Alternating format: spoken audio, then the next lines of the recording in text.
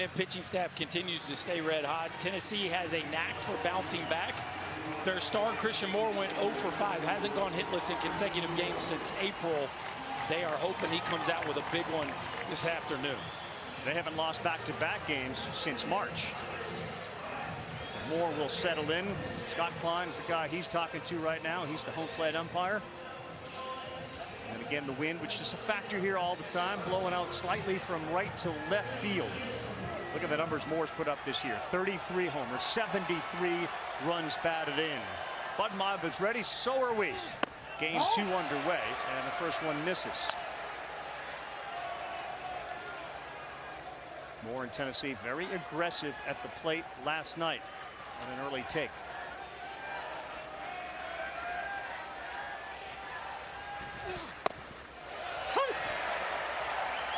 One ball, one strike.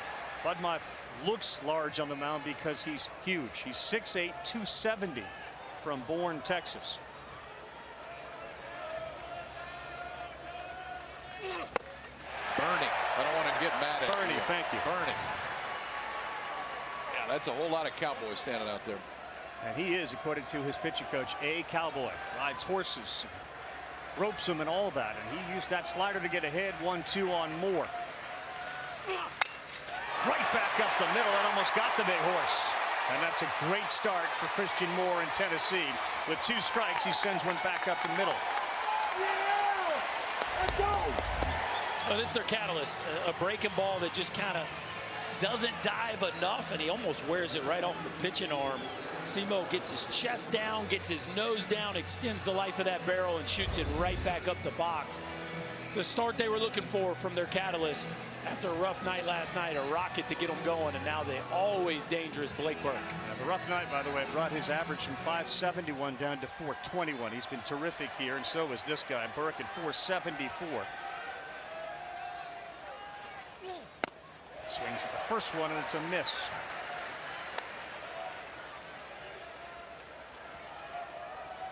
Burke is locked in this postseason, and certainly here in Omaha.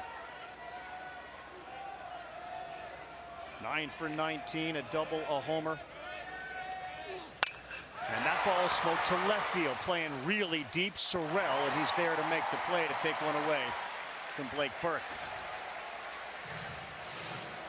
2 fairly squared up baseballs, and that brings up Billy Amick. Talking with Ryan Prager before the game. He was that star last night. He said the one guy who felt like he was a little bit out of his comfort zone was Amick. He is the 3-hole hitter on this dynamic offense. 23 homers this year, 65 runs batted in. Swings at the first one. Fouls it off. So Moore standing there at first base after the leadoff single. I think early indicator, one, Tennessee's going to be aggressive because they think Budmeier's going to be in the zone, and early on he's in the zone. First fastball was out of the zone. After that, he's pounded the zone for the most part. He's kind of showing you what the scouting report said it was going to be. Slider heavy so far. That was what Moore singled on to center field. The emphasis that Wiener and the staff put on strike one and getting the advantage in a 1-1 count is massive. Budmeyer ready on an 0-1. Takes his time and delivers. Outside. So he last pitched in the game June 9th against Oregon. He went 1 inning. And he hit somebody. That was it. There is the pitching coach who, as they told me today, he can instill confidence in anybody at any minute. 1-1. Ball. Doesn't get it. 2-1. They didn't tell him that he would be starting until this morning. Max Wiener met with them during the scouting report, and he said, listen, this is a big game, and you're a big man. Literally 6'8". He's also described him as, you know, one of the cowboys from Yellowstone, just ripped without the beard. 90-mile-an-hour fastball inside. And when he told him you're starting today, the reaction from the big fella was a smile. Just a smile. I'm good. They like the heartbeat, man. You've been in college baseball for 6 years. You know how to probably control your emotions in big spots. 2-2 to Amick. Runner goes. And this one is fouled down the first baseline. And it is going to get into the seats. Small was on the move. Well, we talked about the incredible story of Caden Kent and what he's been able to do in the postseason. Bud Mive really just getting his first shot at making an impact, but 2 appearances in the Southeastern Conference this year and did not make a trip until their second to last conference series of the season at Ole Miss. And he's starting game 2 of the finals. I mean, it's an incredible story that you could never make up.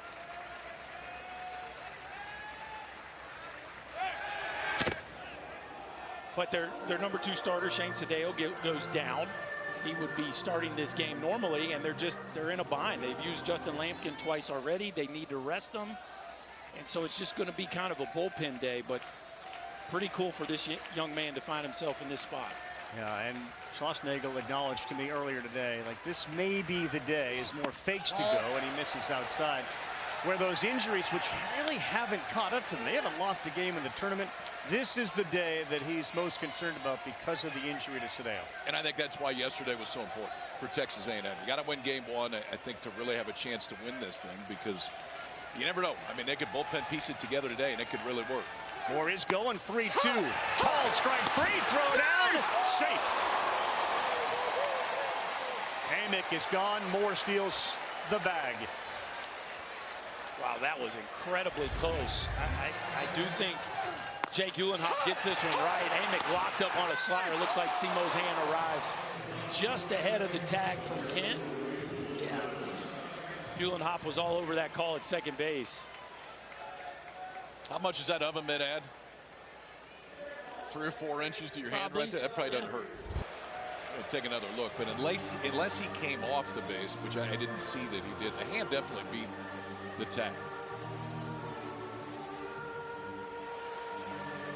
This was the game plan for A&M last night, as the challenge has now been put in by Schlossnagle. They will run offense. Kent got that glove down in a hurry, and then, unlike most, he did seem to take it off. Lifted straight up, trying to show the umpire that he had made the tag, and he got him. But the call on the field is safe at second base. It was a great throw, too. Yeah. And it was on a slider that was taken for strike 3. So the slider fastball difference might have been enough. That was just slow enough for Christian Moore to beat it. After review, the safe call at second base is confirmed. Texas A&M is charged with its first challenge of the game. Christian Moore's 5th stolen base of the season. The Vols don't run a ton, but you'll see them here in Omaha try to force the issue a little bit. A bigger yard than the ones they're used to playing in, and you got to manufacture some offense a little bit more than maybe you would in the regular season. Well, already, given the circumstances, this is a big spot. They got a runner in scoring position. Dreiling had 4 hits last night. The first pitch with first base open is down. The Volunteers have outscored their opponents 64-38 in the first, but the runners in scoring position has been a big problem and an A&M strength. It's right on the edge. 1-1. 2 for 13 with runners in scoring position in game 1. In 3 games, 11 for 33.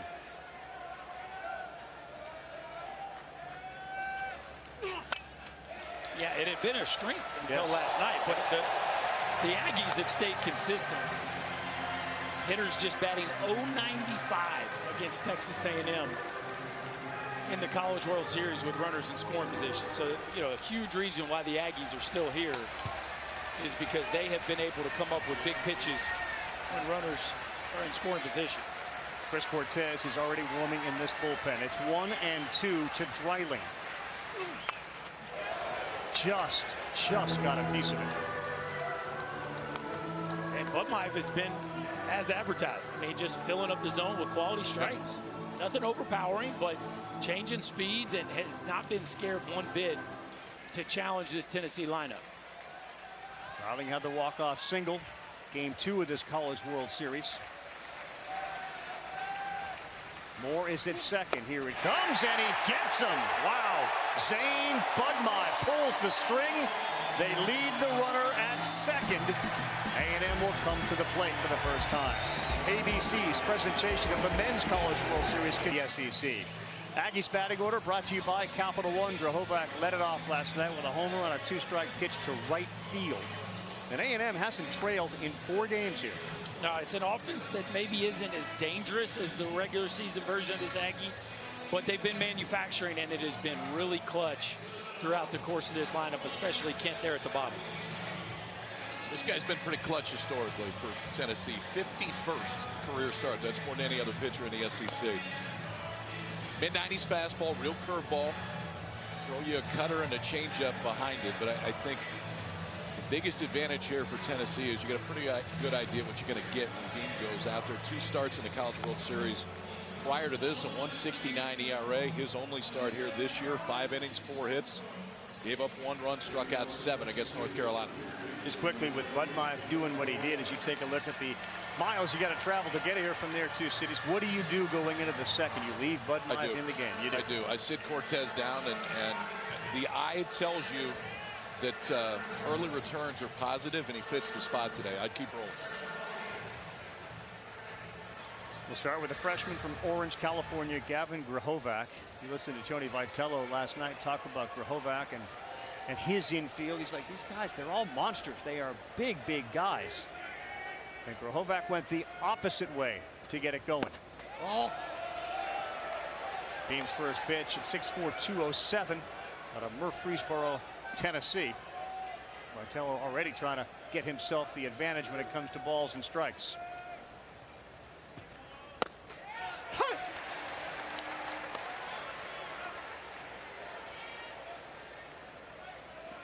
1 ball, 1 strike. High school superstar quarterback is 1, QB1, the Sunday starter for the first couple of years on campus. And this is inside. Talk about what the stage can do as well for players, man. He's a borderline, right? 1st round pick. We have a big game today. Slide right up at the draft. That didn't take long. Wow. 3 pitches in, and that's a warning to the Tennessee bench. You could see that coming, couldn't you? Yep. These two know each other quite well. Scott Klein out of the SEC conference.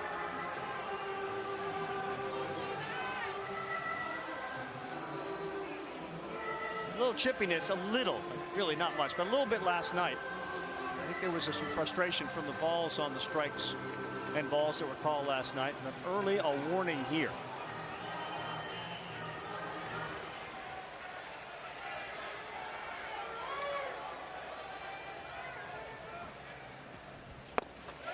Really good pitch there. A slider. It's 2 balls, 2 strikes. Amick and Curley both deep on the left side. Moore is on the grass at second and shaded up the middle.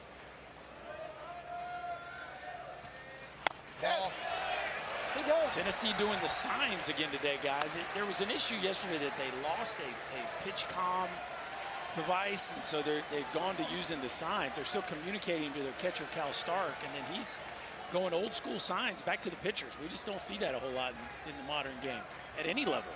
3-2, here it comes, and it's fouled off the plate. You know what happens more when they give signs? Guys shake. Like when it comes through pitch comm, usually it's just a yes and go. They don't. The guys shake less in college baseball now than they ever have because of pitch comm. Drew Beam shook right there. Shook back to the fastball, and I think going back to signs, you will see more of that. Grahovac caught that one in a spot that the pad wasn't. Well, if it's toe.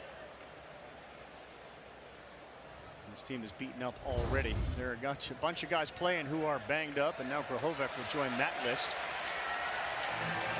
And not having Braden Montgomery would appear to be a massive deal. Are they going to be able to survive without him and win a World Series? He's been better than his hat says good as a guy helping in every way he can. But when you remove the number of homers, the power of the average, the fielding,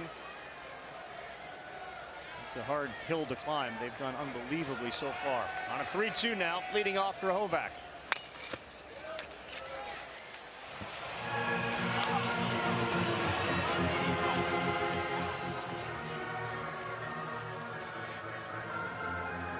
Good idea to take cover, get a little wet towel around your back.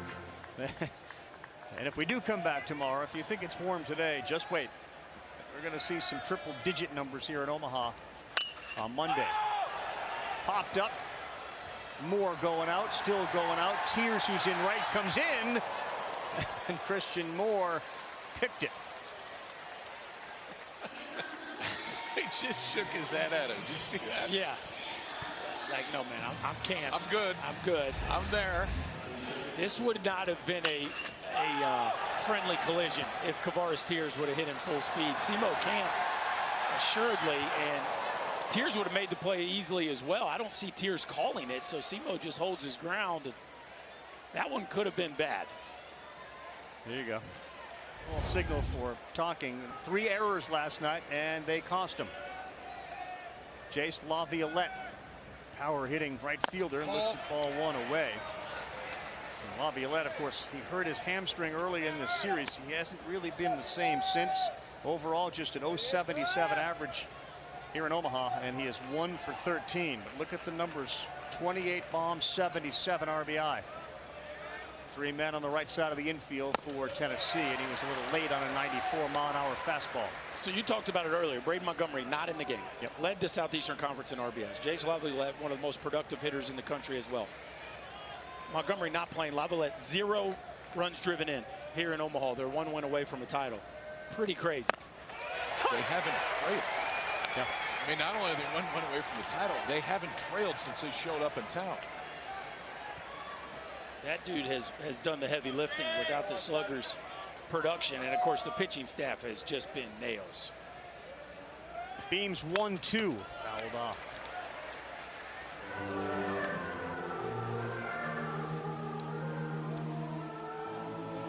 He did say it's feeling a little bit better. Take a look at some of the guys that have performed well. We saw Kent, we saw Prager. Today's starter just trying to stay cool. 1-2, sign given from Stark. That ball is driven to right, and a no doubt about it, Laviolette bomb. 1-0 Aggies, bottom of the first. Jace Laviolette's 29th of the year, and first here in Omaha.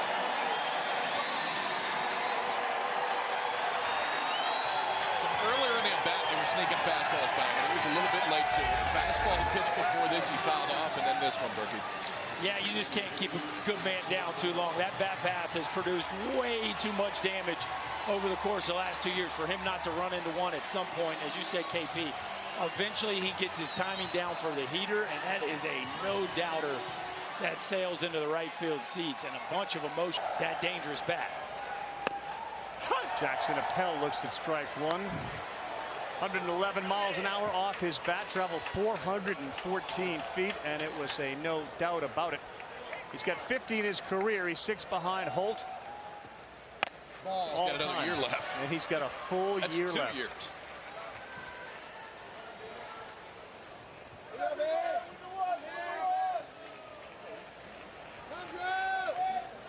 The start, A&M wanted. And Appel goes the other way. That's going to get to the seats. They've got Budmeyer now through 1. He's got, and the team has a 1-0 lead. They win today, they win the World Series. And basically, Laviolette said before, even yesterday, like, I'm good to go. I'm ready to run. I'm going to chase. I feel fine. Swing and a miss. He upped at 94 to the top of the zone. Yeah, I mean, at this point, if it goes, it goes. Like, summer ball doesn't make any difference. He's not going to get drafted this year because he's not draft eligible. Whatever you got left, leave it here. Berkey, that just had to feel so good for him, though, because I'm sure he's been frustrated, A, with the injury and the fact that it's affected his ability to hit. They count on him for that. No doubt about it. And even though they've been winning, you know that he wants to be part of the why behind it. And he has walked 5 times. He's been on base. He's scored some runs, but this robbed a home run too. He robbed a home run. That saved the game. Yeah, he's made an impact with the glove, but that's certainly the loudest swing of this tournament by him. 0-2 to Hayden Schott. He's the DH. He's a senior.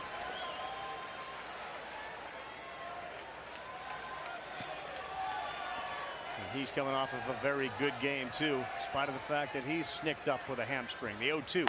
Ball. Missing 1 ball, 2 strikes. Reached on an error last night in the first, then a single. An RBI, then a double.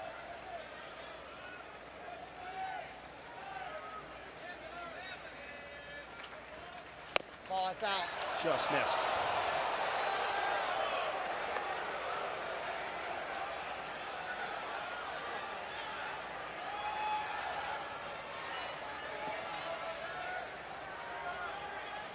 Already a warning, the fiery head coach of the Volunteers on the top step.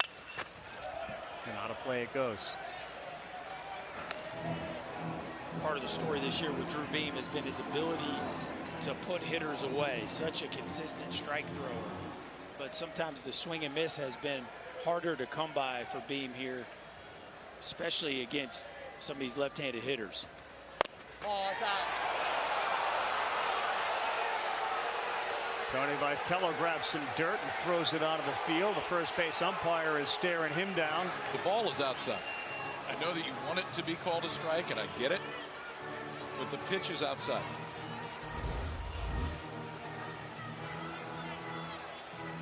Yeah, Scott Klein been doing it a long time. They know that Scott Klein is not one to give pitches off the edge, and that one just missed. Certainly a pitch that we see called in the college game, but just a touch off the edge nonetheless. But it's not a miss. It's not a miss on Scott Klein's part. You can understand if you get that every once in a while. There's been a few out there. He's holding both balls. They're off the plate. And I do think, you know, the problem is when you start to compare one night to the next day. Last night, some of those were strikes. We saw that. Today, they're not going to be, and you got to understand the zone. And Vitello is just pacing that Volunteer dugout. He's kind of trying to communicate with that first base umpire. That's better. That's a strike. And he's coming out to cheer on his catcher while at the same time delivering a message to Klein behind the plate. A little spicy. Thought it might be about 95 degrees in Jace Laviolette. We're just a couple of teams who didn't have the same format. We had 8 to start this one. We're down to these 2. Tony Vitello hopefully in a little bit better mood than he was about 15 seconds ago. 7th appearance in this College World Series, 3rd in the last 4 years. He has absolutely turned this into a juggernaut. As Hunter Ensley would lead off here in the 2nd. 5-6-7 against Zane Budmeiv. And that one is ripped into center field. Hunter Ensley, who was a DH last night, now back in the field, and he is aboard. So back-to-back innings, leadoff man aboard. Hunter Ensley stays hot. Had a big game last night with 3 hits and gets a fastball right down Broadway, and that is just a rocket. The swing is so short by Ensley. Tough to get the fastball by him, especially if he's on it early in the count. Volunteers center fielder back in the field today, but continues to swing the bat at a very high level. Make no mistake about it, A&M is very aware of the limits that they're going to allow Budmeiv to throw. They move their left fielder back and to the left for Kavaris Tears. Cortez is up throwing again. He is, and if you're A&M, your ideal situation is you want Cortez in a clean inning. You don't necessarily want to bring him in. He's going to pitch in this game the way that it is right now. But when Cortez struggles, it is the inability to throw strikes. And you know Tennessee is well aware of what the scouting report is. Time. Well, it may not be a clean inning. Yeah. They got the lead. Schlossnagel has already signaled. So we are going to see the most potent arm in the A&M bullpen come into this game.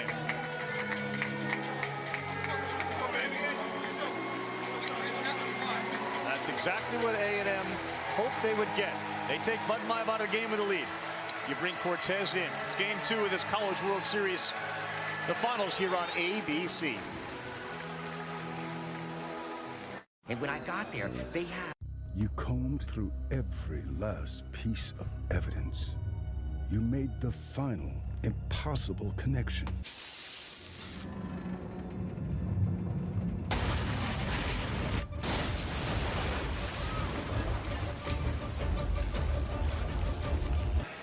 All right, Chris Cortez.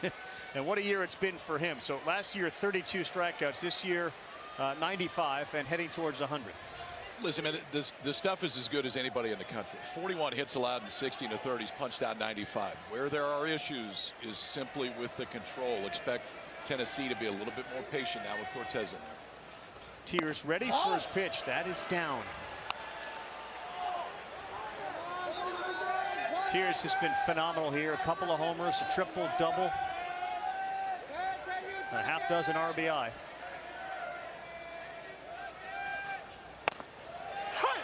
And from a Tennessee perspective, the stuff is so extreme with Cortez, and the strike zone with Scott Klein continues to be small. Like you just got to get the ball middle, because Cortez can really move the ball east and west, whether it be from the slider going in towards lefties or the two-seamer going away. Big swing from Tiers, 88-mile-an-hour pitch. Got a 98 fastball, 88 off-speed. And you've got to believe every strike that this guy throws, his confidence will build. We saw him come into the game the other night, throw 8 pitches, all balls, and exit.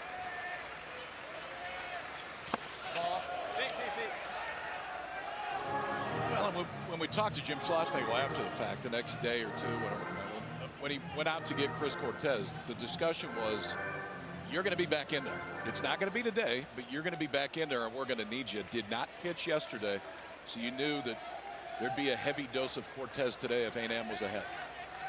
2-2. Tiers is gone 99 mile an hour with some run. How about 19 inches of run? So that's 19 inches of arm side run. This pitch starts over the plate, and it didn't end up there. And that's at 99. Baseballs don't generally do what that just did. It is not a comfortable at bat. Ended up probably a good 8 to 10 inches off the plate, but out of hand looked like a strike, and it's coming at you right at 100 miles an hour. Cortez had a career high 10 strikeouts against Oregon in the Super Regional, 6 against Florida in Game 1 of the College World Series. Sticks that one to Dean Curley, the shortstop. Curley, a freshman, 277 on the year. Big kid at shortstop for the Vols. Ansley off first. 1-1.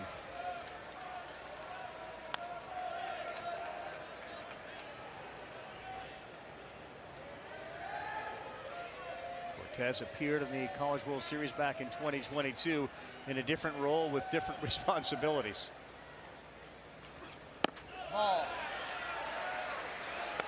Good take right there. Yes. Cortez going to throw sliders a higher percentage of the time versus right-handers than he will fastball. It's a little over 50% with the slider usage. And what makes it so tough is it's 99 with the heater. So to take that pitch right there by Curley, pretty advanced move. Got to get ready for 99, but you know, percentage-wise, 88, 89 mile an hour sliders coming more often than not. 57% whiff rate, meaning a swing and a miss on a slider. Ball. There's a take there.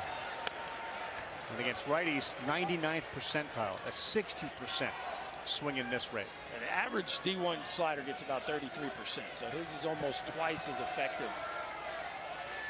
And most of that, again, is because you're gearing up for 100. What do you do here? 3-2. We saw the 99 last time up. There is a slider that is hit to center field. And Curley is out as Chestnut is there to make the play.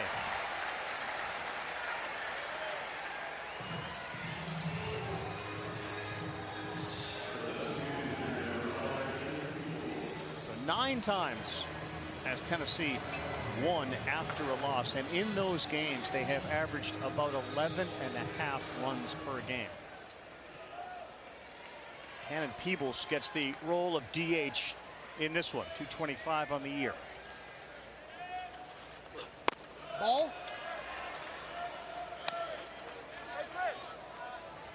First start of the series for Peebles, isn't it? There's some flash in there. I know he's only got 2 home runs this year, but had a big-time freshman year at NC State last year. Ball.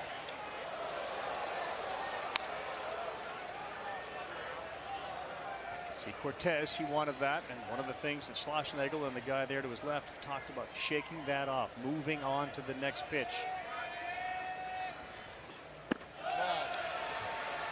Now he's behind 3-0 to Peebles. Cal Stark, the 9-hitter on deck.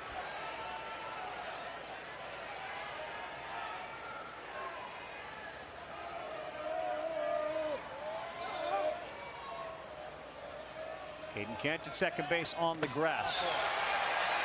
And a 4-pitch walk. That's what you get sometimes with Cortez, where it just, the command can come and go. That's a 3-0 breaking ball that bounced in front of home plate. I mean, that is a very non-traditional offering there on a 3-0 count to the 8-hole hitter, but it can just come and go with the right-hander. Well, and you saw the head shake after that close call that went against him and was called the ball. Now it's going to be up to Cortez to forget about that. Runner in scoring position, second straight inning for the Vols. Can they pay it off with Stark? Ball, it's out. I'd almost be surprised if Cal Stark swings before he gets a strike here.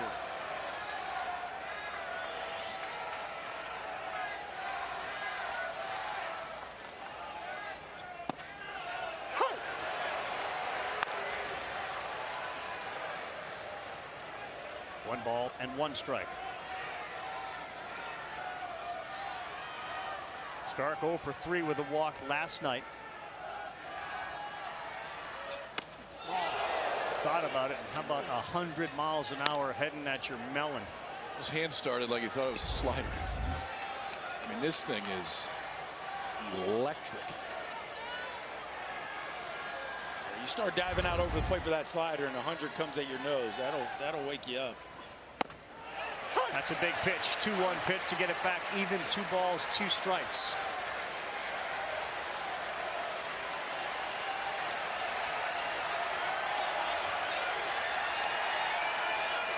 Both fan bases know how important this at bat is.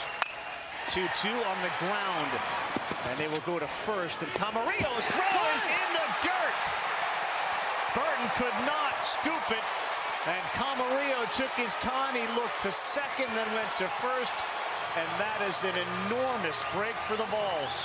Well, hey, you got to give Cannon Peoples a bunch of credit here. First and second, the job of the runner at first base is be the force on a tough play from the left side of the infield. Like, that is your first job. And watch Peoples here. Gets a good secondary going right as soon as the ball's hit. Camarillo looked at second base, realized he couldn't get Peoples, so he has to look. The first look's at second. No, I can't get it there. Let me redirect my energy, and the ball comes up a little short. Burton can't make the pick, and now you got to deal with more with the bases loaded. Last night, the Vols made 3 errors. It cost them dearly, and the first error of today's game comes on a play that would have ended the inning. Instead, the bases are loaded for Christian Moore,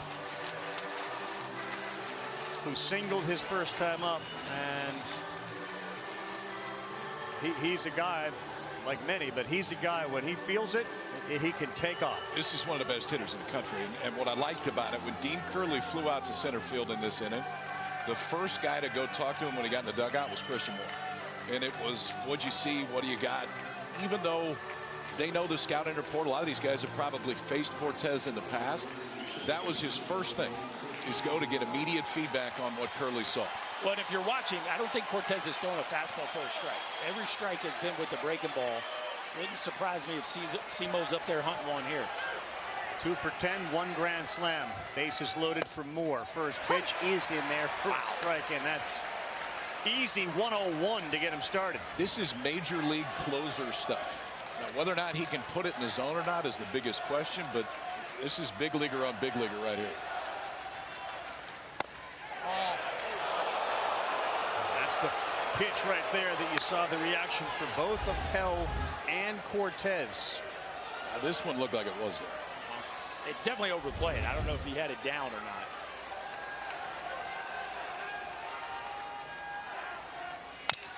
Moore, chopper to second, fielded there by Kent, and they get out of it. Cortez says more, and Tennessee continued to struggle with runners in scoring position. And the happiness that he brings. I had a chance to talk with him before the series started just about the role he plays, the fact that the draft is coming up. Just an amazing presence on the field, and clearly, just listening to everybody else, off the field. I think it's probably increased off the field since he's been hurt. I think he's been more of a leader since he got hurt. But one of the most talented college baseball players in the country this year. Ted Burton leads off. Beam throws him a off-speed pitch for strike one. Isn't it amazing for somebody whose stock value is so high, who is unable to play, and that value may actually have gone up because of what he's done off the field. Character. Yeah, the character of the kid is really shined.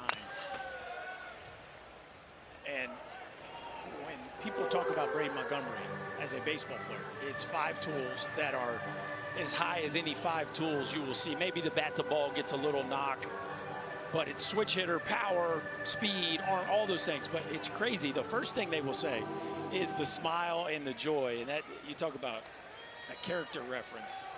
This kid has put it on display here over the last few weeks. So Beam ahead of Burton, who'll lead off, followed by Sorrell, and he will not offer it that. Ali Camarillo happy about the way that last half ended after the error. And Simo, Christian Moore out there kind of kicking some dirt. Frustrating not to be able to deliver with the bases loaded. Yes, yes, yes! Yeah, he looked like he went, so that ball was scooped, and now having to get over at first base is Burke. We'll have the MLB draft on ESPN Sunday night before the Home Run Derby and the All-Star game. And according to our draft expert, Kylie McDaniel, you got Montgomery 6, Moore 12. Billy Amick just further fortifying an already incredibly talented Baltimore Orioles system. Prager, Beam, and Burke also on the list. Look forward to the draft. Always a good night for us, and we have a great time doing it. Berkey's ready to burrow into his man cave and start focusing on that once this series is over. Burton gone. Here's Sorrell. He spins one in there for strike one. Well, it's crazy how college heavy the first round of the draft has become, and this year maybe the heaviest it has ever been, potentially, with so many polished college hitters coming out this year. Chased one up top. Really good pitch from Beam. He went slider and then 95. Beam has the plus stuff tonight, and it's 94 to 96. He can show you 2 different breaking balls, add some side to side when he gets in a plus count. He did that to strike out Burton.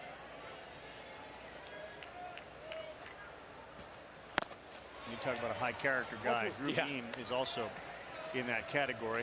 For those who haven't followed the story of the Beam family, he's got a 16-year-old sister, Carly, who's in a wheelchair. She deals with spinal muscular atrophy. He is the biggest supporter, full of love and encouragement. Wears a bracelet to support it. Got a purple glove that became famous.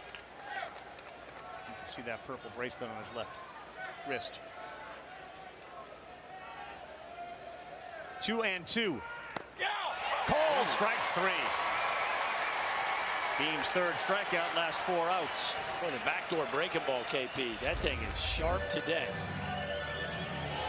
Started off the right edge and bring it back. We've seen the fastball up to 95 and that backdoor breaker getting the left-handers frozen as that wraps around the edge. How about the last 2 hitters, the ability to throw the breaking ball both sides of the plate. And add to it against the righty, gets some chase, and then that time just freezes the freshman Sorrell, and it catches the outside corner. That's now 4 strikeouts in a row for Beam. Ali Camarillo pours one in there.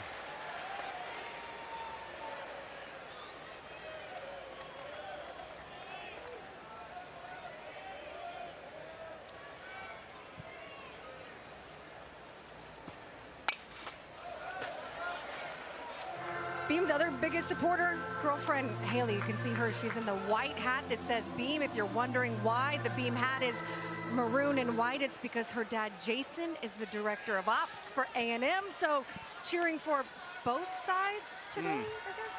Straddling the fence. Tough day emotionally. You're in an orange crowd there with the Aggie colors. Beam 4 punch-outs today and 4 of the last 5 outs.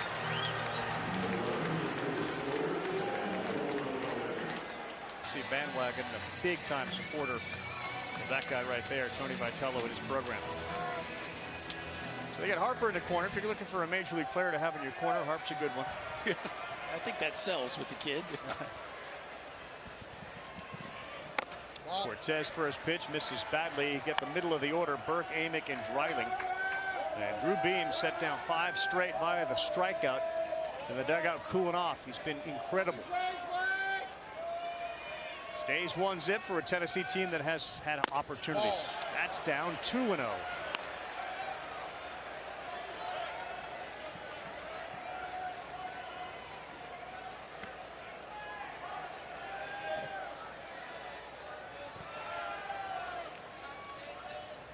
Ball, that's out.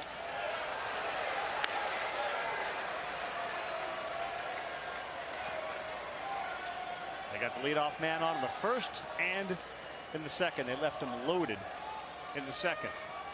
3-0 count to a 20 home run guy. That's in there at the knees for strike 1 with a slider. I mean, he tells you what pitch he feels most comfortable with in 3-0 counts. That's twice now in 3-0 counts we've seen the breaking ball.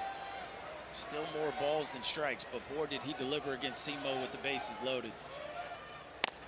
Missed really badly there, and it's ball 4, and the leadoff man for Tennessee is aboard. And just given the offensive production the Vols have had, man, you're playing with fire, aren't you? Yeah, you are. The walk is generally not a good idea against this offense, but Cortez has got the kind of stuff that is so electric. He can get, whether it be a double play ball or strikeouts with runners on base. Certainly not the formula, though, that you would draw it up if you're Jim Schlossnagle. Amick struck out his first time up. Burke can go. He's got 11 steals, not going there, and there is a strike. Think about all these breaking balls. Yeah. He had Simo with the base loaded through 3 strikes. straight fastballs that were just painted at 101, 100. Like that. Boy, it does. It comes and goes, huh? Yeah, it does, and I think it's the toughest thing with Cortez, because when it's there, they don't hit it. And his stuff is just that good. 2 outings ago, he went 89 pitches against Oregon. That's the most he's thrown in a game this year. Call, strike 3. He went to 101 on the corner and painted. About a backdoor 2-seamer at 101. Just not a lot of people on this planet that can do that. Freezes Amick right there. Leadoff walk and a strikeout to follow. Amick struck out twice last night, and then he seemed to warm up by getting on base 3 times in a row. Got a couple of punch outs, and here's Dreiling. Ball.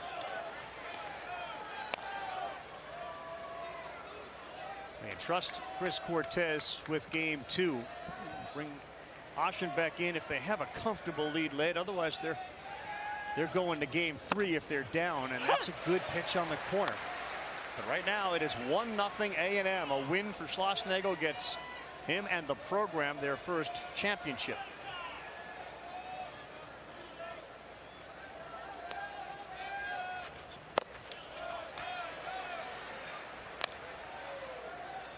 What is the next step for somebody that has all this stuff? How do you make sure that that variance between batter to batter goes away?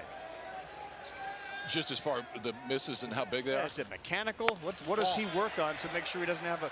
He literally just went from Amick, where he looked like a Cy Young winner, to now where he's 3-1, and of course the Burke walk. Yeah, I think it's belief and mechanical. I think it's both. His pitch selection has changed pretty dramatically this year, which the outcome has been significantly better. Dreiling may get a good one to hit here. 3-1 he did, and he fouled it off. And again, that breaking pitch. I think some of it too comes just with innings. I mean, this is the kind of guy that he's going to get an opportunity in pro ball to pitch on a schedule. He's going to get a chance to pitch with length if that's how they decide to use him. But it might be till he's 25, 26 till he finds the consistency. But whenever he does, he will be in the big leagues. Full count, Dreiling. Right back to him, Cortez. And he threw it a little wide, so they'll just take the 1 out as Camarillo and Cortez. You could just kind of tell the way that unfolded. I got to make sure I get one and I make a good throw. That's a nice job by Camarillo. Don't get sped up. Turn yourself into a first baseman. Cortez turns the fire, and there's a lot of fire ballers that have a hard time throwing to the bases. See, he yanks that one. Yep. Camarillo, just catch the ball. Catch the ball, get that first out, keep the runner out of scoring position. After Nate Yeskie left Arizona to join Schlossnagel's crew at A&M, that's when Cortez followed him. He loved Bluebell Park, saw the sign that said Omaha, and he knew this is where I want to go. And there's a knee buckler right there.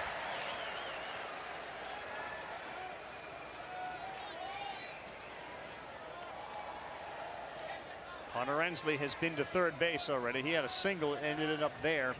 The second swing and a miss.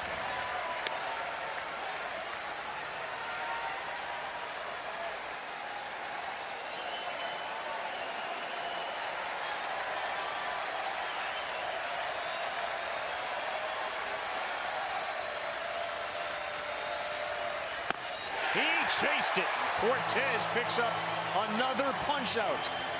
He wrote ace, A-C-E, under the bill of his A&M baseball cap, and right now, so far, he looks like one. Instead of tugging on his cape, he's been a hard guy to pitch to. Incredible average. He will lead off, followed by Chestnut back to the top.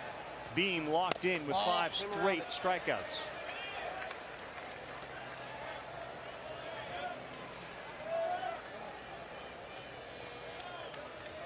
How about that? 8 for 16. He's just seeing it real well, you can tell, huh? 17 starts during the season, and he's had 5 in the postseason, today being his 6th. And right now, I'd say he's the favorite, at least one of them, to be the MVP of the College World Series. 2 balls and a strike. You saw his dad, former major leaguer Jeff Kent, his mom Dana, right there. Jeff has been, for the most part, you know, controlled in his emotions. Mom had a bubble machine going and will cheer and get off the seat. He did get up after the homer. And this ball is off his fist. It's a tough play, and that's the way it's going for Caden Kent. He got jammed, and he ends up on first with an exit velo of 59 miles an hour off the bat. It finds grass. Well, when it's going good, Carl. And this is right here. How about pull your hands in and just by whatever means necessary. Schloss talked about it. He's a bit of a free swinger. And this ball looked like it was going to hit him in the sternum. Somehow he keeps it fair, dumps it into shallow right field, right inside the foul line there. And now 9 for 17 here in Omaha. So the 9-hitter is Chestnut. See if he will square to butt, try to move Kent up. Way in at third is Amick. I would expect some sort of action here from the Aggies. Safe! They almost had him, and Burke's pointing right to his dugout. Oh, that was an A-plus move right there by Drew Beam, KP. A-plus move, A-plus pick. Burke is really good at that, man. He gets on the glove side, and that tag gets on so quick. No quick feet. I just don't know. The throw is a touch high, but you're right. A snap tag.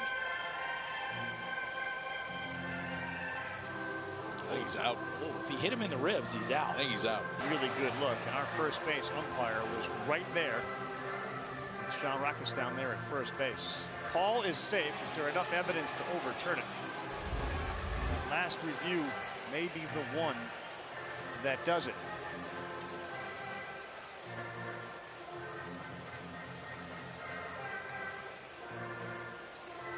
Does he make contact right there? And I think he did, because the hand isn't there yet.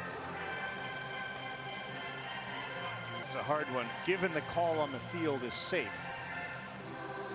Yeah, you can't think he tagged him. You have to know that he did to overturn it.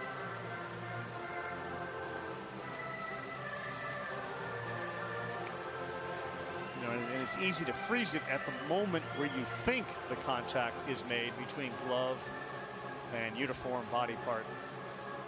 It's impossible angle to tell if there actually is contact.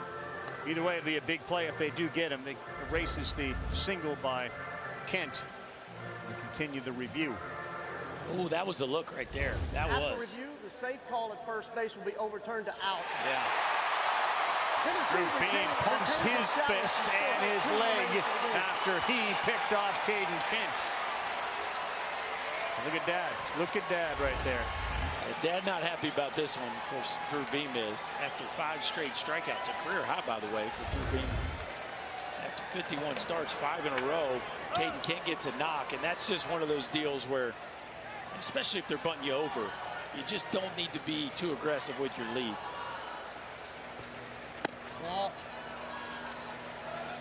That was an awesome pickoff move, too, by Beam. And 4th of the year. And his feet are so quick when he spins and throws to first base. And then he gave Blake Burke a chance. The throw was close enough. He could slap it down quick. High strike called to Chestnut. Talk about it a lot. Playing other sports, obviously a great quarterback. You've got to have those feet that avoid having those arms wrapped around your legs. He's got quick feet. 1 and 2. Yeah, quick feet and a quick release. It's always interesting too. Some of these pitchers, like the arm action as he's pitching, isn't necessarily what you would call a short arm, but then he can go short when he needs to get a pickoff.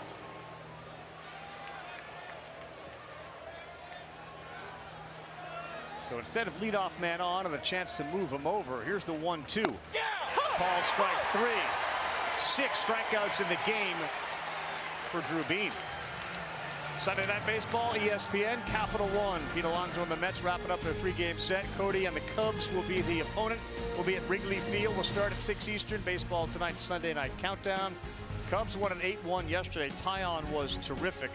Severino will get the start in this one for the Mets. He avoids the Yankees in their Subway Series. Javier Assad goes for the Chicago Cubs. Bob Costas is going to join to talk about the Ryan Sandberg game that he called. Rhino had that 5-for-6 day years ago. They honored Sandberg this week at Wrigley. So that's Sunday Night Baseball, 7 Eastern time after baseball tonight. Sunday Night Countdown on ESPN. 0-1 to Grahovac. That is inside. Chris Budden will talk with Schlossnagel coming up in the next half. You're going to need a lot of that today and even more tomorrow if we're back. Grahovac went. 1 ball, 2 strikes. Well, I wasn't sure about this one live. Yeah, That's far enough. Yeah, that barrel past his hands for sure. 1-2 from Beam, a strikeout machine right now. He picks up number 7.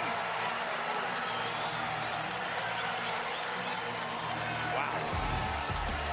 10 hitters, 7 punch-outs for the 10. The order, what adjustments do you guys need at the plate? We have to make him throw his off-speed pitches for strikes. We swung at pitches outside the strike zone in there. Drew's a really good pitcher, though. He's tough. Appreciate it. Thanks, Coach. Thanks, Chris. Jim Schlossnagel, his assessment of what he's got to get from his guy. He got that 101 mile-an-hour fastball that's got enough movement on it. It's really hard to square up, to set up that off-speed. See what he does with the first one, and he misses off-speed. It'll be Tiers, Curley, and Peebles.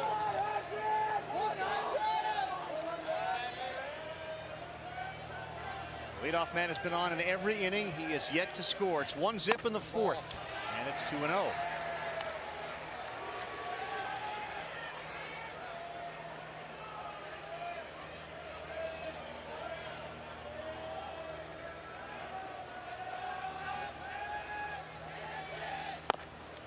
Look at that movement, man, on that 2-seam. That is amazing run. Just a 2-0 get me over fastball at 101. That's all. 19 inches of run on it. 10 times he's hit triple digits. Got the Skeens fastball that we saw last year, you know? Except this one moves a lot more. Velocity similar, movement is more than you'll see with Skeens. But behind 3-1 to Tiers, who's a threat to hit it over the wall. He hit it hard past the dive of Kent. And that slider was right in the center of the plate. And for the 4th consecutive inning, leadoff man on for the Vols.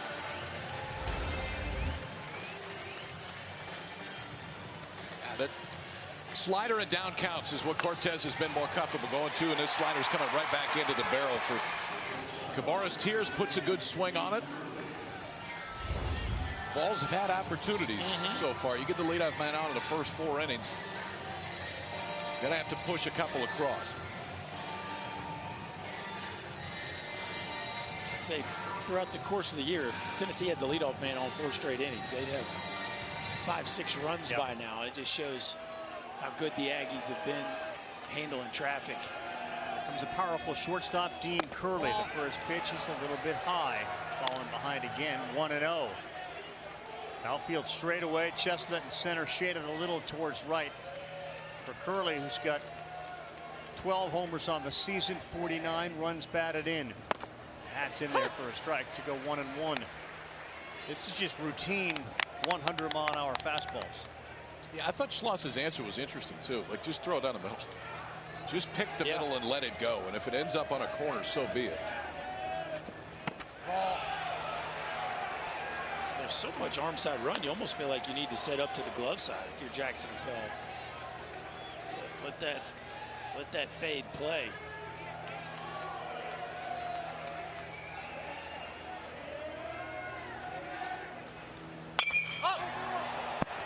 Right field playable for LaViolette.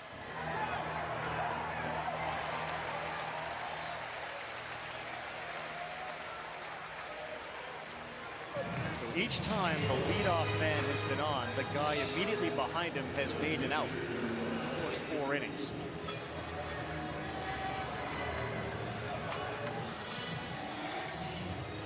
#1 overall seed since the start of 2020. The Volunteers have one more than any other team. Their winning percentage, .780. #1 in the nation the last 5 years. It starts.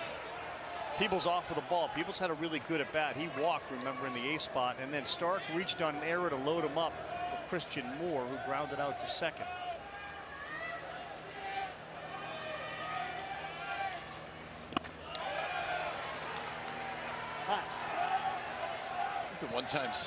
The one thing you sometimes forget about with guys that have this type of stuff is how hard it is to catch them. I mean, you got to trust the guy that's sitting behind home plate when the stuff is like this, because it is moving all over the place. And Jackson Appel is one of the better ones in the country at controlling the staff. And that one. The inconsistency, Berkey, for a hitter. What does that do? Because a lot of guys pound the strike zone, so you know going up you're going to get a strike. What is it when the pitcher's not so consistent? To me, I would take till I got a strike almost no matter what. I just think you want to make Cortez prove each and every. It's like you can't even find him falling into a rhythm, because each hitter, it feels like it comes and goes. So, and then the other thing is that the evidence is overwhelming at this point. When he needs a strike, he throws a slider. So the stuff is so good, you almost feel like you have to be on one or the other. And in hitters counts, it's almost always been slider.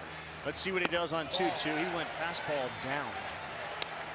Check the flags in center field, and all of a sudden that wind, which was kind of blowing gently out to left, is now blowing straight in from center field. Field may play a little more difficult. And with a 100-mile-an-hour fastballer, Chestnut is shaded towards left. Just missed. That is a close one. Ball 4, isn't it? I think it's ball 4. There you go. Again, a 3-2 count. He goes to the breaking ball.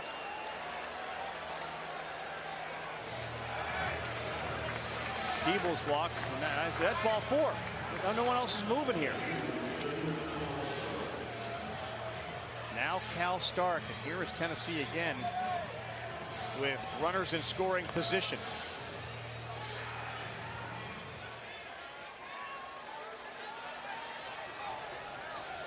For 3 in this situation today. Overall 3 for 14. Who's coming up with a big hit? Stark fouls off the slider. Stark, a senior out of Knoxville, Tennessee.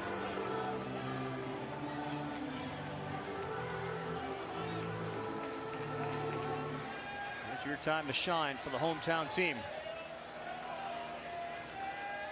Tears with a good lead at second.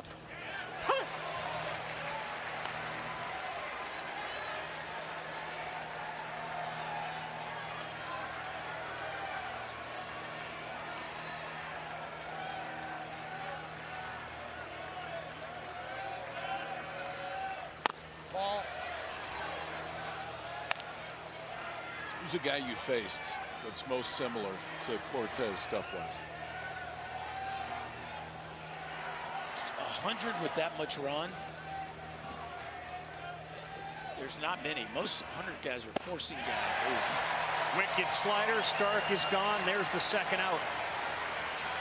Yeah, I think that's, you made the point well, KP. It just, you don't see this much horizontal break on a guy throwing 100. Now this is the nasty slider right there, and you get a look at how much he can make the ball go different directions. That's 16 inches going the other way. So we've seen 20 or 21 going arm side, and that's 16 inches going away from the right end. And here you go. This is already in a bat with the bases loaded, and now Christian Moore up with 2 guys on and 2 outs. Let's not forget, Moore hit for the cycle in the first game here. And then he added a double. Ball, that's out. And that's ball 1. All fastballs last at bat, and then another fastball here to start this one.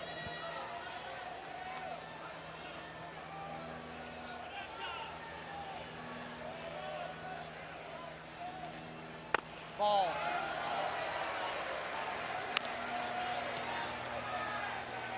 And regardless of the wind, Moore can hit it out of any part of this ballpark. Yeah, so can that guy. That guy can too, as he said earlier in the week. It is me against the pitcher, and I plan on winning every one of these battles. He held up there. That's a good take. Like last night, he was kind of swinging at that pitch. So now it jumps 3-0 to Moore. That was a check swing. Tears is at second base. Peebles is at first. Falls trying to break through here in the 4th. Ball 4. He will load him up for Blake Burke.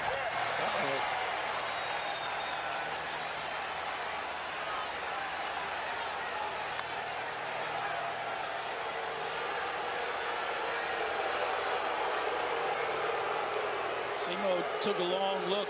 Chris Cortez after the breaking ball on a 3-0 count.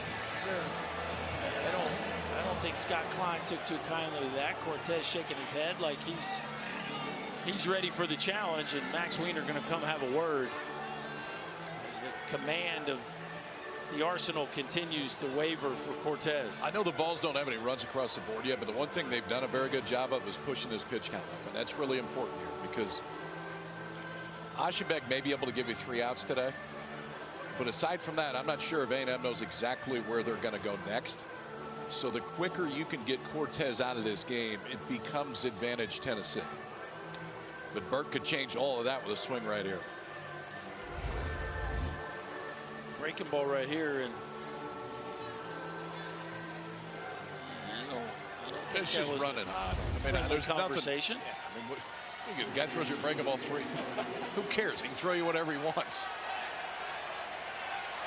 Blake Burke now, big spot again. Bases loaded with Volunteers. He's got 1 long fly here in the World Series, and that's ball 1. Tavares Tier stands at third base. Cannon Peebles down there at second base. Moore just off a walk. Cortez, 4 strikeouts, 4 walks.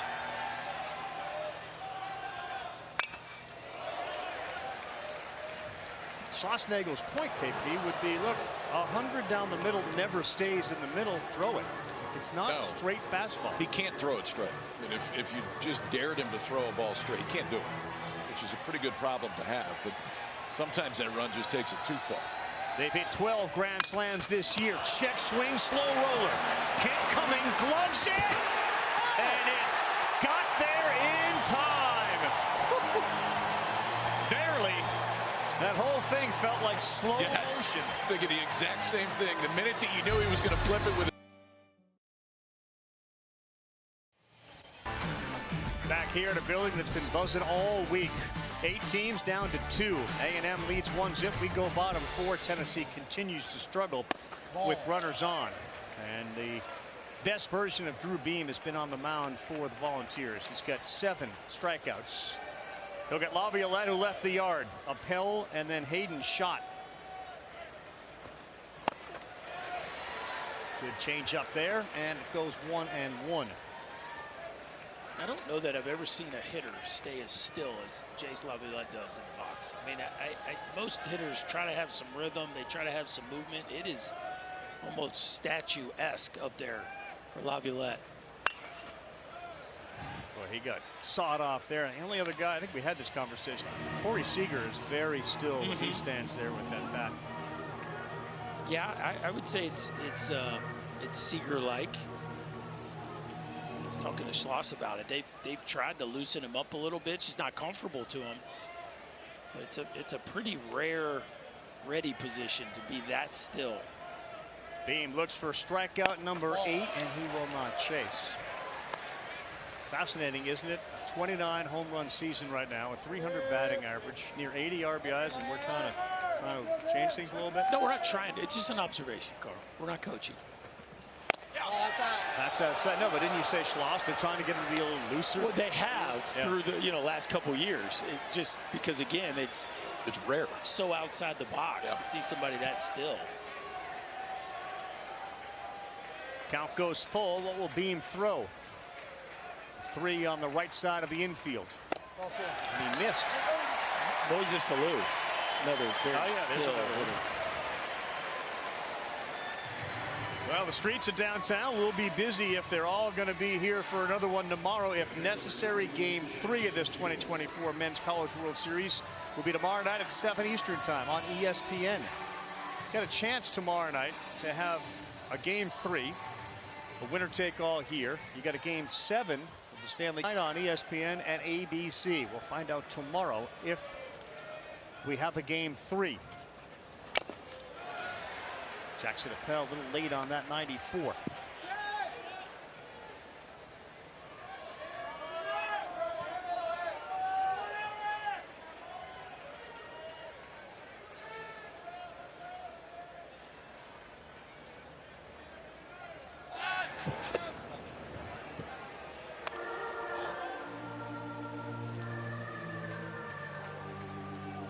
Laviolette's not going anywhere. I mean, it's about a 2-step lead off at first base. If the hamstring's healthy, that could be a different situation. But here, it's more station to station when he's out there. Oh, that's out. 1 ball, 1 strike to Appel, who grew up as a middle infielder, now obviously behind the plate. He acknowledged he used to have a Buster Posey fathead on his wall. There's a lot of kids that had a Buster Posey fathead on their wall. 1-1 popped up, shallow left. Dreiling is there. And an easy play for Dylan Dreiling. Appel is out. Well, Drew Beam has, from a stuff standpoint, probably been as good as he's been all year today. Fastball mid-90s to start. The breaking ball that the right-handed hitters, especially for A&M, just have not been able to hold off of. And you heard Jim Schlossnagle will talk about that earlier. His season high in strikeouts is 9. 7 right now. Just 2 outs recorded. Aside from that, the 1 pickoff. Here's shot. Good. Swings at the first one and fouls it off. Yeah, most he struck out in an SEC game is 8. He struck out 7 of the first 10 in this one. I think to your point, you said it earlier. Drew Beam has had games to where the first time through the order, I mean, he looks like he's going first 5 picks in the draft, and then the stuff can go a little bit. Oh, that's out. And the third time through, when you look at the stats, the third time through is where the batting average against really jumps. And you wonder too, KP, you could speak to this, like when you've got your A+ stuff that this good this early, do sometimes you run out of gas sooner? But you know the adrenaline was high today. I mean, he knows exactly what's on the line. Shot on the ground. That's a great play there by Burke. He goes to second. Wow, Blake Burke with a terrific play at first. And he threw to Curley, a tough throw too. Yeah, I mean, you said it, Carl. First you got to glove it. Then you got to gather it, and from your knees you got to throw it around Laviolette, who's 6'6", running between first and second base. There's the range, and now you got to get a grip and not hit the runner in the back. Just a fantastic job of Blake Burke right there, controlling the baseball and making sure he gets the lead out on a really accurate throw there to Curley. See how he kept that glove right down on the ground. Here's Ted Burton, senior first baseman. Ball. Looks at ball 1. guys made the point about where SEC baseball is now relative to where it was. Georgia, the first team from the SEC to win a championship.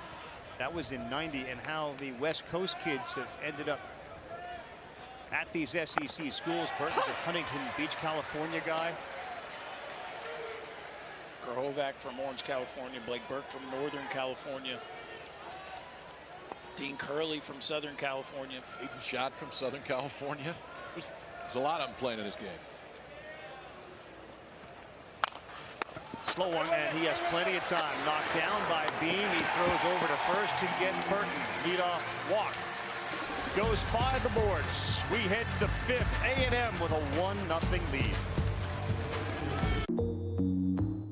They break through. How long can A&M keep him in the game and survive this tightrope walk that they've done for basically the first 4 innings?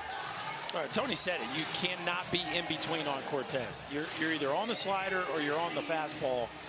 But 101 is tough if you're worried about the slider. So that's the challenge for these Tennessee hitters, to pick one and stay committed to it pre-2 strikes.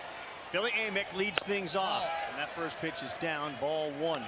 Amick, Dreiling, Ensley, 3-4-5 for the Vols. Has he thrown a fastball under 99? He's been 99 to 101 since he came in. There's that very tight slider when it's right, and it's now 1 ball and 1 strike. And we had Kentucky here earlier. They are a terrific defensive team. Burke at first base, 3.6 runs saved at first defensively, and he swallowed up that last one. There's a good fastball at 100 miles an hour. Pretty simple. We're on ABC. Maybe a whole bunch of people haven't watched the College World Series. It's a challenge in hitting a 100-mile-an-hour pitch, Chris. Being on time and making sure you don't expand the zone. I think starting on time and knowing that you can arrive to the ball in a good hitting position if it's a strike, and then still giving yourself time to discern ball or strike. That's the challenge, because you have to get it started a little earlier against 100. 2-2, and Cortez. This one is a foul ball off the foot, a little delayed call, and now they do call it. Now, all these guys have seen velocity like this, but do you remember the first time you saw somebody who actually, the first time, not machine, that threw 100 miles an hour? What was your reaction to it? Well, I think the first time I saw 100 was Joel Zamaya in big league camp, and he almost hit me in the nose. So, you know, you find out how bad. Questioning things in your life. Why did I choose this again? Why? You start figuring out how bad you want to make it in that game when somebody throws 100 at your face. And Zamaya occasionally, regardless of the fielding problems that Tiger bullpen had eventually, he could throw it up there. Yeah, and you know, Double-A to me is the first time, especially at that time, where you saw velocity on a regular basis. A lot of the bullpens were at that point in time starting to throw relievers with triple digits, and that became more of a normal thing. But now in college, these guys see it fairly regularly. Off at the plate. That ultimately is what led David Ortiz to retire. I mean, I really remember having a conversation with him. He walked around Fenway. There's a lot more in that bat. He, you know, in David Ortiz fashion. Are you crazy? Like, you look, everybody come out of bullpen for 100 mile an hour. I'm done. I don't need to do this anymore. I'm done fine, thanks. Are you crazy? I don't think he had much left to prove. 2-2, 74th pitch. Amick fouls another one off. And this is a good sign for the Vols to keep battling and get Cortez pitch count up. Yep. Just keeps going north. 89 is his high this year. That was against Oregon in the Super Regionals. Went 5 2/3, struck out 10. 9th pitch of the at-bat upcoming right here. Plenty of room in left center with Chestnut shaded towards right field. Amick 23, another one of the 20 home run guys on this team. They called the ball on the pitch, but you check first, and he is punched out. You've done such a good job in this at bat of forcing Cortez into the zone, and then gets a slider that's off the plate. Did we? I don't know there. I mean, it's close enough to go either way, but it's definitely not an absolute.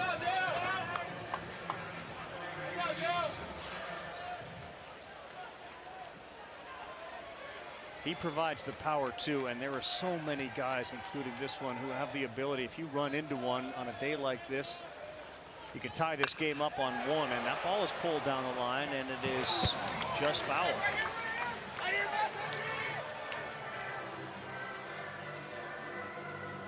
Yeah, they send plenty of guys up there that can tie this one. It's pretty remarkable the way that Cortez has navigated around all the walks. Tennessee just, that pressure starts to build as they don't come up with the big hit.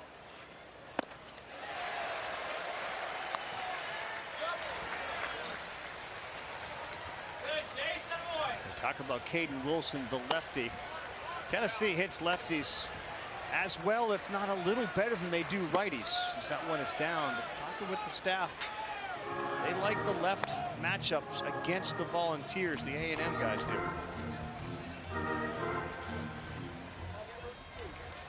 So Wilson may be next up for A&M as Cortez moves to his 79th pitch.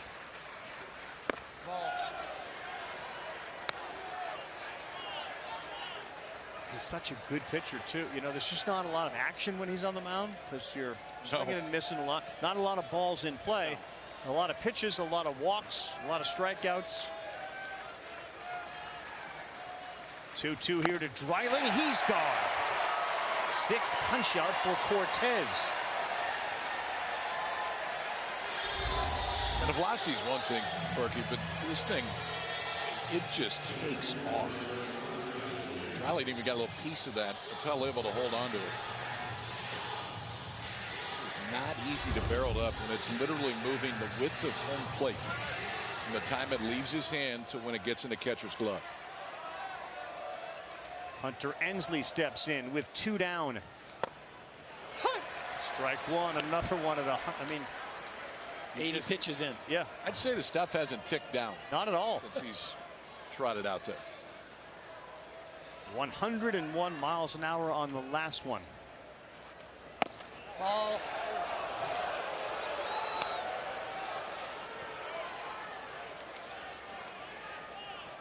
To his credit, between his ability and Max Weiner, the pitching coach, these types of misses haven't bothered him. Ball. That one missed. They struck out 17 times last night, did Tennessee. 8 more times today. 25 strikeouts for the Vols against this A&M staff. 2-1 to Ensley. And this ball is to left off the end of the bat. Cortez gets through it again. Bottom of the 5th, midway through, A&M up 1-0 with a chance to win it all. Welcome back to the... We're left with these two, a 3-1 matchup. Very rare to have that, let alone have the one with a chance to win it all. But one of these two teams will claim their first national championship in the sport of baseball. Right now, A&M leads 1-0. It's been a pitcher's duel as we head to the bottom of the 5th inning. Caden Sorrell swings at the first one from Drew Beam.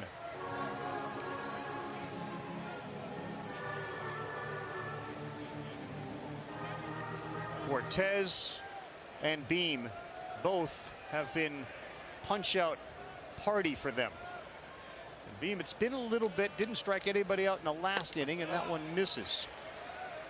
Sorrell, Camarillo, both strikeout victims, and then Caden Kent, who reached, of course, because it's Caden Kent and it's the World Series, on a bleeder over the first baseman's head.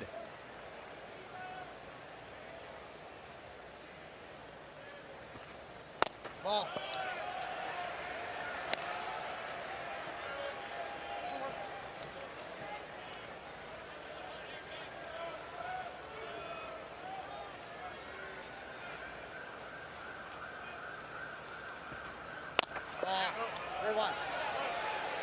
Three balls and a strike, close to the edge, but an advantage now for Sorrell with Camarillo on deck. Nobody is moving or even in that Volunteer bullpen. A little squibber on the infield, a lot of spin. The fielder throws safe at first base. Curley, and that was an absolute cue ball. Early backhanded, didn't get a chance to get Sorrell. Yeah, I think this one hits him right off his knuckles. Sorrell just not quite ready to hit here, gets caught in between, and a jam job that goes kind of into no man's land. You have to take your time because of the way that ball's spinning, and Sorrell just too athletic. Even though he got jammed, did a nice job of getting out of the box, gets to the front of the base and beats that one easily. How about the last 2 hits he's given up? To Kent and to Sorrell. They would have splintered wood bats, both of them. Each team now with 3 hits. Here's Camarillo.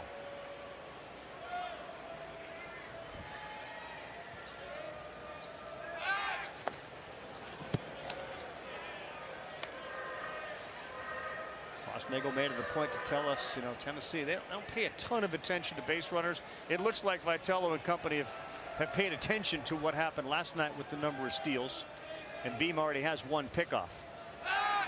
Well, the one thing with Beam is it's a really quick pick, but he's slow to the plate. So you can't get too big of a lead, and you can't get too jumpy over there because he will pick you off. But if you can run, you don't have to get a great jump because of the big leg kick. Like you get to first base against Drew Beam, you're in no hurry. You don't have to extend your lead. As soon as his foot leaves the ground, you've got it. He's probably a 1.45 to the plate, and at that point the math is really in your favor as a base runner. Sorrell has 9 steals this season. Good look at him with a lead, not a huge one, and Beam will come to the plate. And now he falls behind 2-0. So the average catcher is about 2 flat to second base in catch and throw, and you get a pitcher who's 1.45. The math there is 3.45 seconds. Well, most runners are around 3.3, 3.35. So the math is certainly in the base runner's favor. Gets the call. 2 balls and a strike.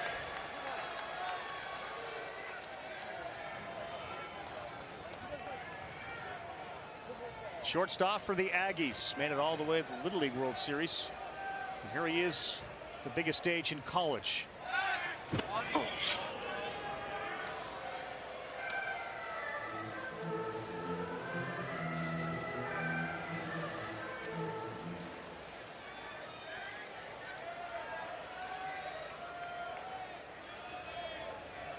was at Cal State Northridge when he transferred over here. Hit really well for them, but he wanted to experience this bigger stage. And he believed in himself. A lot of that is betting on yourself. Another West Coast player that we didn't mention earlier. He said he had 5 good options when A&M called, and that, he said, was, quote, a no-brainer.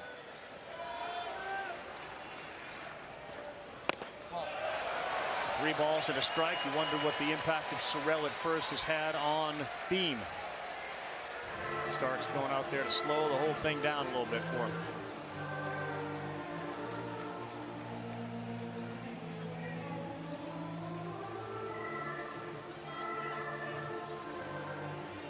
There's nobody up and throwing down in that Tennessee bullpen, but they're starting to at least move around a little bit right now.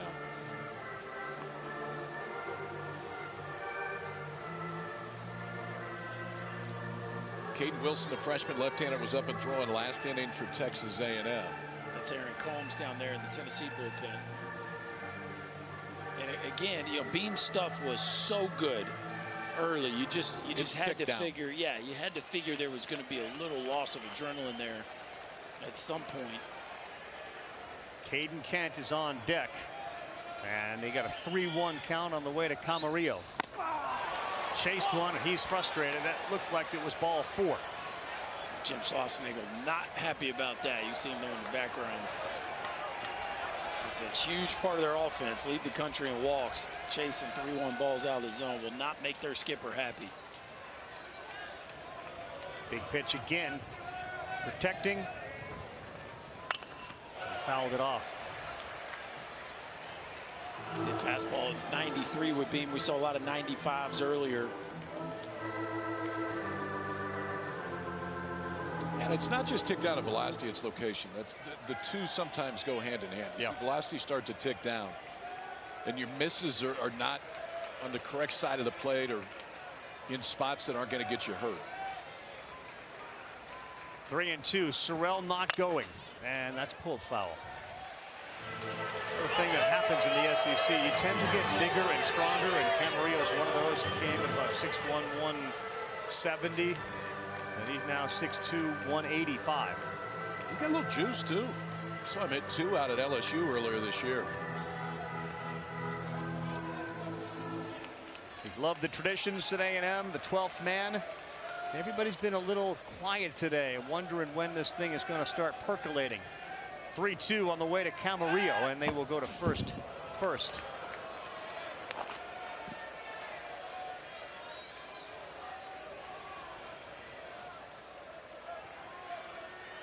So Combs has now started to throw with a volunteer black. 3-2 to Camarillo, nobody out. He sends another souvenir to the folks here. See the scene in the hotel lobby last night? A&M won, both in there, and they got all their arms around each other singing the fight song. You literally couldn't move through the lobby. It was not an easy route to get to the elevators when you got in. It was impossible. You couldn't get there. It was like a chain. And that's how they were sent off again today. Amazing, amazing support. 3-2, runner does go. That's ball 4. Ball 4. So they will have first and second, nobody out. And now Tony Vitello and his staff have to start to think about what to do, because guess who is coming up in this spot? Caden Kent. You wouldn't have said that 2 weeks ago. Now it feels like Caden Kent. Oh my gosh, they can't get that guy out. Yeah, 2 weeks ago we might have seen a bunt here, and now I just don't think that we will. They made the call. Made the call before it got to the white line right there. You guys touched on it. We're not through the 3rd time of the order yet, but a 77 pitch outing with a whole bunch of strikeouts. And his last one, the 7th, came in the 3rd. Enter Mr. Combs. He's going to inherit 2 runners on, nobody out. A&M leads 1-0. Before he goes out, Beam will go out to greet him. College World Series Game 2 with A&M leading in the Game 1 zip, and the series 1-0 continues after this. On campuses nationwide, the NCAA is making transformative changes for student athletes. While they pursue their biggest dreams, we're launching new initiatives to help them. Life-changing education opportunities are just the start. The NCAA is providing enhanced mental health services. Low 3/4, he slings it a little bit. That's why the fastball up in the zone can be pretty good. Pretty low 90s. But there's really good ride on it from an arm slot. You don't always see really good ride on a fastball. That's why that strikeout number is so high. 58 strikeouts in 40 2/3 with a pretty nice slider back behind it. You don't have Montgomery. He's out. Laviolette, who homered, of course, has been dealing with a hamstring. There may not be a better guy for A&M, one they want up in this situation all of a sudden, than Caden Kent. Single today. He's got runners at 1st and 2nd in a 1-0 game, and Combs ready for his first one. And that had some salt on it, 94 miles an hour. That's that one that just stays there. Cortez has a ton of run. It'll move off the plate for Combs. He has really good drive through home plate. How good has Kent been? A .273 batter, runners in scoring position during the season, over 500 in the tournament. And he pops this one up. Might be playable in foul territory. Stark going over. No one's going to get there as they got real close to the wall and the dugout. And another life for Kent. Well, you know, this is one of those deals where everybody's trying to sell out to make this play on a ball that is kind of equidistant from all 3 players. Oh. And you just wonder if I think Combs thought Stark didn't see it, and then Stark feels Combs there at the end. And Kyle, we position players tend to like you guys to kind of get out of the way in situations like that. We would like to make an out is what we're looking to do, and whoever happens to catch the ball, it remains just 1 out. Combs thought he had the best chance to get it. Go get the baseball. Equidistant out of nowhere, by the way. Yeah. Wow. Good pull. Dialing it up. 0-2 to Kent. See if this extra life gives him a chance. 0-2 from Combs. Got him. Good pitch and a big pitch from Combs to get Kent. And there's that breaking ball. And you know, you're expecting high fastball elevated, so you're guarding against that. And then this one just has enough velocity difference to get him a little bit out in front, and enough down action at home plate to get Caden Kent to swing right over the top. Given the fact that he was 9 for 17, now 9 for 18. What a huge out to have no contact even. And now Chestnut before we go back to the top of the order. Tennessee anticipating a bunt right here. Blake Burke really playing in at first. Ball.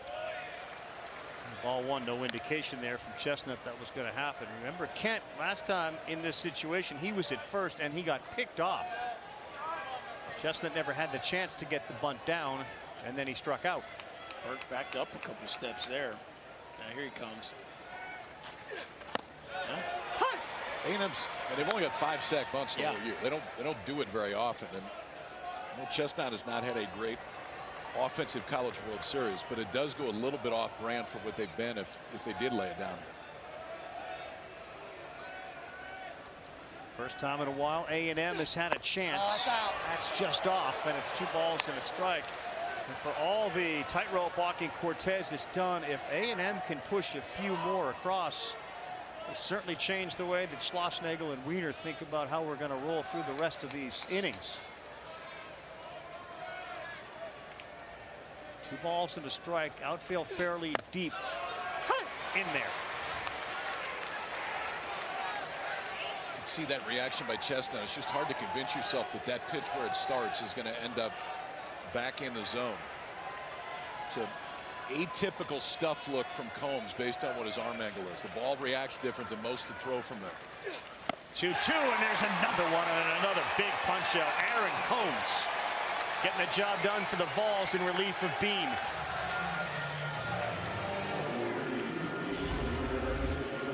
A fastball that starts up in the zone and stays up in the zone, and a breaking ball that from that slot you think there's probably going to be a little bit more side to side, and at least visually it looks like there's more top to bottom than you would expect. 2 straight breaking balls for each of the strikeouts in this inning. Gavin Grahovac now up. He's the leadoff man. He led off the game last night with a homer. And he is landing that breaking pitch again. Well, we're seeing some pitchers make some pitches in this ball game. I mean, Aaron Combs comes into a first and second, nobody out, and you talk about just dialed. Everything he has thrown has been just about exactly where Cal Stark wants it. Sorrell leads off second. That's way outside.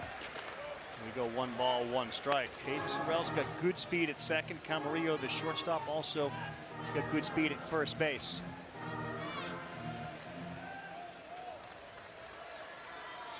.23 home runs on the season for this guy, Grahovac, just a freshman.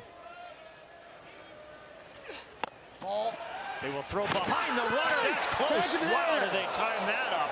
There's no combo in the country that's better at doing that than those two. And I don't think they got him. We'll take another look.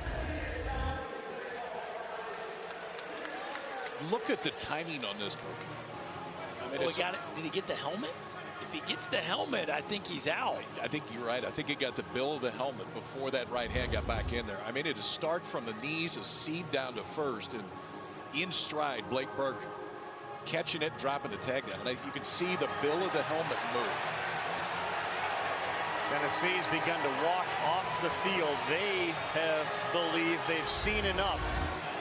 It's just remarkable. It reminds me of Molina and Pujols. The timing and their ability to do it, to get out of jams right there on the bill of the cap before the hands arrive.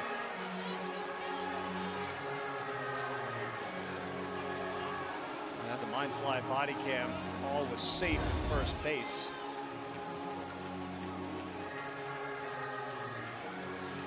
Imagine if they had Kent picked off and Camarillo picked off in a 1-0 game.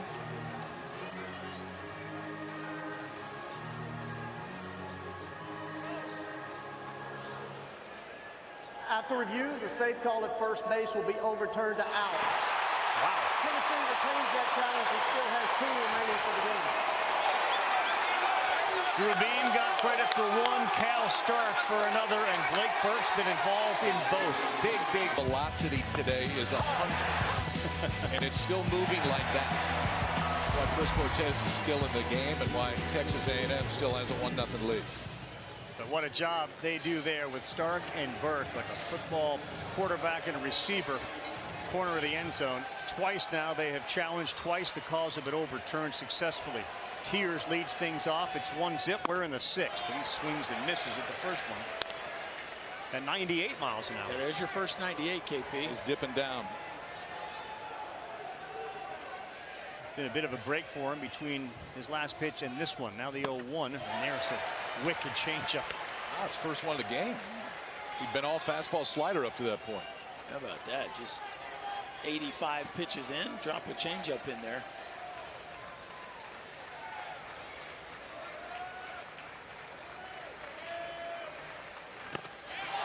He got him to swing and miss, and that's a foul ball. Foul ball. Foul ball. Foul ball. Oh, man. I don't know about that.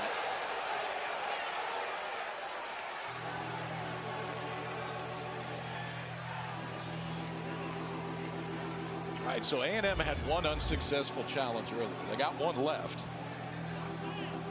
No, I don't think that's a foul ball. That's not a foul ball. But do you burn it now?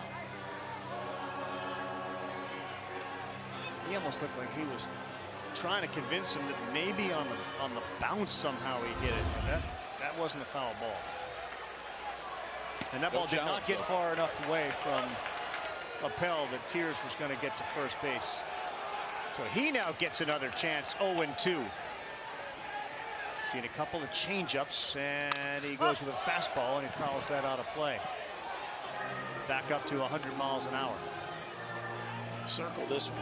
You know, 0-2 count. Still a tall hill to climb, but a hitter as dangerous as Kavares Tears, when you have him struck out, you certainly don't want to give him an extra strike.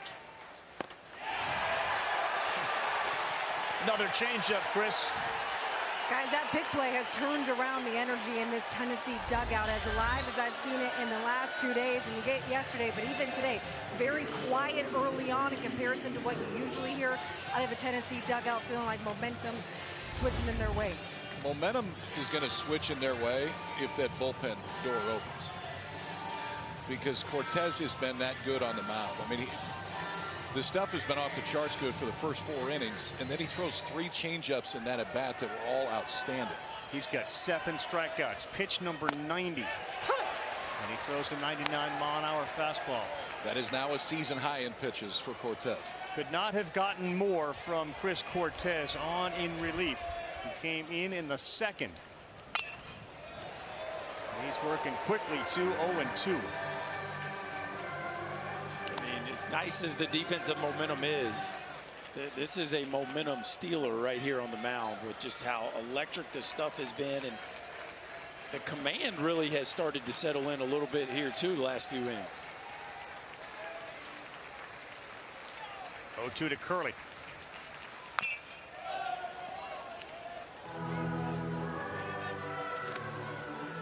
Well, so far I get it's 1-0, but you know, you thought about going into it with no Cedillo. A&M needed to get a lot of runs last night and not use this guy. They did it. They needed this guy to be great today, and so far he has been. Yeah, it's kind of gone on script to this point for Jim Schlossnagle. One swing can tie this game up.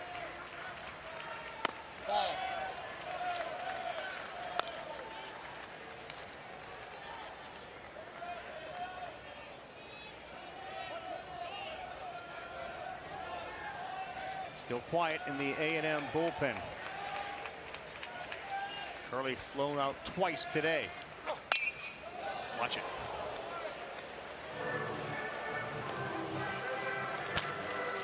How many bullets does he have in that holster of his? 101 on his 94th pitch. And it's smoking out there. Like, the workload is one thing, but the conditions on top of it, and nothing about what he's doing out there looks like he's fatigued. He's flexing that right hand a lot. What is that? What's he doing there, Kyle? You see him on the mound? He's doing this with his hand. Did not see it. Hope he's not cramping. makes sense on a day like this. Yeah, you're right.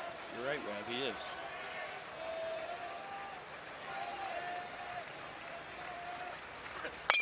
One-two, that's lined into right field. He left one up. And Dean Curley is aboard with one out on a 100-mile-an-hour heater. He is at first base. We remind everybody, tomorrow night, 8 Eastern, ABC, Game 7, Stanley Cup Finals. It's presented by Geico. Let's see, can the Panthers claim that first cup in franchise history on home ice? Or will the Oilers join the 42 Leafs as the only NHL teams to win the cup after going down 3-0? Find out tomorrow night. Coverage with the point starts at 7 on ESPN2. Here's Peebles. And that pitch misses. Curley's got 9 steals on the year. One down. We are in the 6th. A&M up 1-0. They win the World Series. Ball, it's out. When will they get Wilson up and throwing again? He was already on the mound. Freshman who has great stuff, but has thrown 8 2/3 innings the entire year.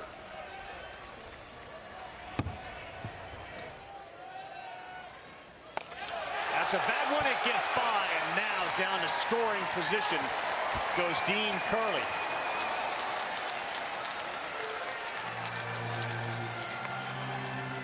He's one pitch away from walking Peoples for the 3rd time. Pretty remarkable the way that he has not handled the bottom of the order, yet navigated the top and the middle. And that huge comeback against Florida State, the mantra was just get it back to Christian Moore. Well, you got Peebles here in the A spot. Stark bats 9th, and it's a 3-0 count. Ball 4. That's ball 4. They throw behind the runner. They will have 2 on and 1 out for the 9-hole hitter Stark. Let Stark hit here. You got Peebles in there as a DH. Makes it a little bit tougher defensively. Yeah. Looks like they will. Yeah, I think Stark's going to. Like the athletic trainer is going out too. I wonder if they saw the same thing with the hand. It's Kaylee Swain, the athletic director, is kind of a do-everything role for this A&M team. But I think Schloss might have seen what you saw a few pitches ago, Rev.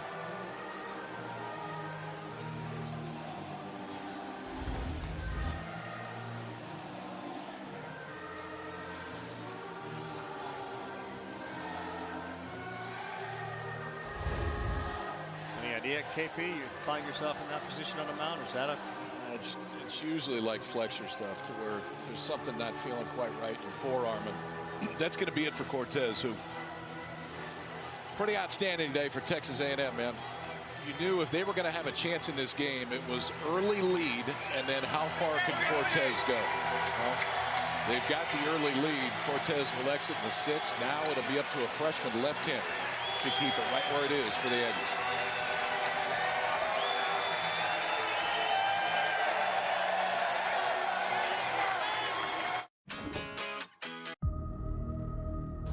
On a distant world, darkness marched ever closer. In the hour of reckoning, you stood as one.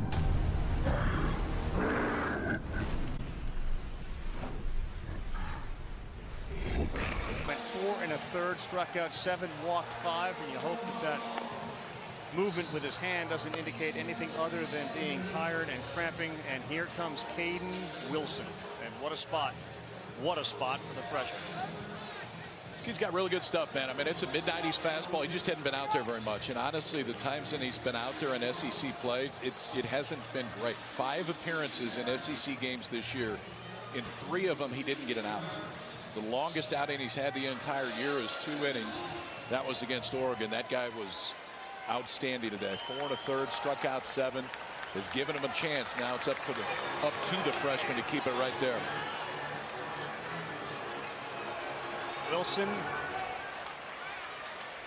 from Cortez. He will start with Stark, who is the 9th batter in the order. Moore is on deck. They are a double play away from getting out of the inning, as Wilson's first one is in there for a strike. 96 miles an hour out of the gate. Grahovac comes even with the bag at third. Everyone else is back. Curley is the runner at second base. Peebles at first. Ball. That was just straight sack right there. The first one almost looked like a bunt for a hit. That one was early. Of course, Stark has really scuffled here in the College World Series, so just move them over, present an opportunity for Simo to hit with second and third, and make them make that decision whether they want to pitch to him or not. Ball, it's out. 2-1, you keep it on? I would say so. Maybe 3-1. You think differently?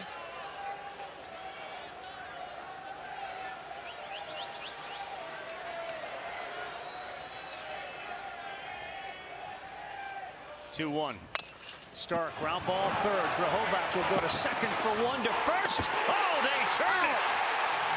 Grahovac and Kent on a big 5-4-3 double play. And what a seed Kent just threw to first. They just keep delivering. I mean, Kane. A terrific double play. Wilson induced the ground out. And a phenomenal turn by Kent at second. So we head to the bottom of the sixth. What a duel. 1-0. 7 hits combined between the two. Tennessee struggles. 0 for 14 with runners on. 0 for 6 runners in scoring position. Strike one. Remember, Grahovac had the bat taken out of his hands when Camarillo was picked off.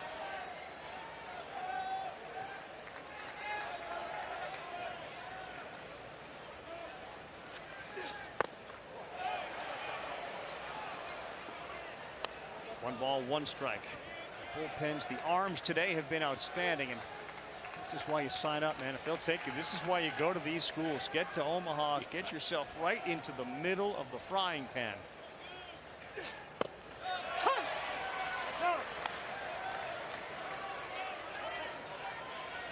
good has the pitching been? This has been an SEC that's been dominant with offense and defense in particular through this World Series.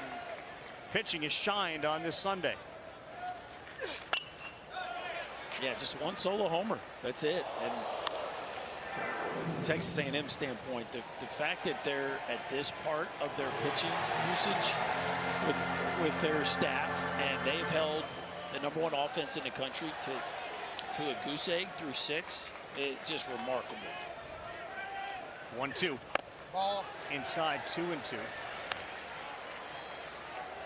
Aschenbeck pitched yesterday. He's the premier closer. They'd love not to think about Lampkin in this situation. Save him for tomorrow. On a 2-2. Foul, foul. But a couple of more runs, and that was at least part of the conversation. Like, just part of it. Doesn't mean it's going to happen, but he said, look, we're up 3, 4, 5.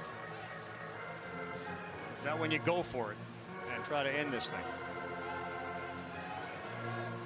If they're ahead at all, I'm shocked if he doesn't try it in at some point. Whatever the score is. Aschenbeck. Yes. Yes. Ball. Outside 3-2. But he brought up Lampkin pregame if he said 4 or 5 run lead. I would agree with that. I think if there's more distance, then potentially, because you got a little bit more wiggle room. 3-2, and he fished.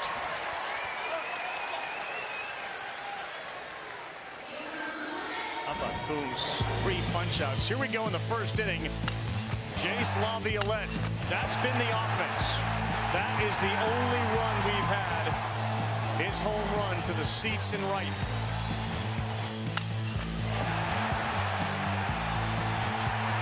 And it was a no doubt about it shot. 400. Just a no doubter when it left its bat, and who'd have thought that would be the only off at that point in the ball game. Second hitter of the game.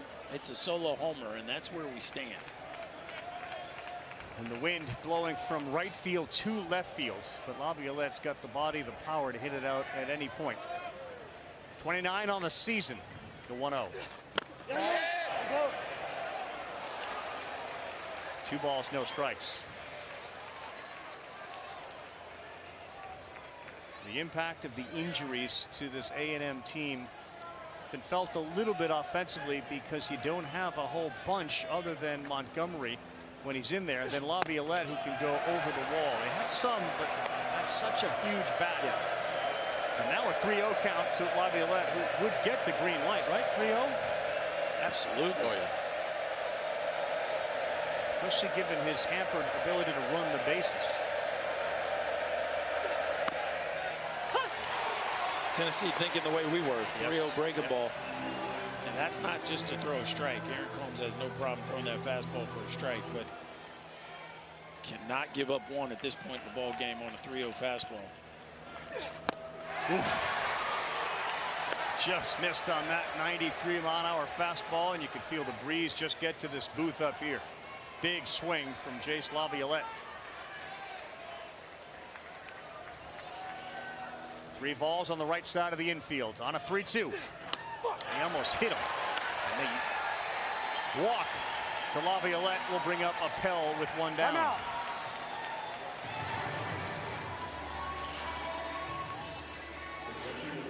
Jim Schlosnagle paid this Tennessee pitching staff a really big compliment before coming into this series. It was talking about the variety that they have out of their bullpen, and it may not be overall like off the chart Cortez throw 100 stuff, but man, can they show you a bunch of different looks and pieces and parts, and it's why their pitching numbers have been about as good as anybody in the country this year. And the guy on the right's a big reason why. Frank Anderson is great with it.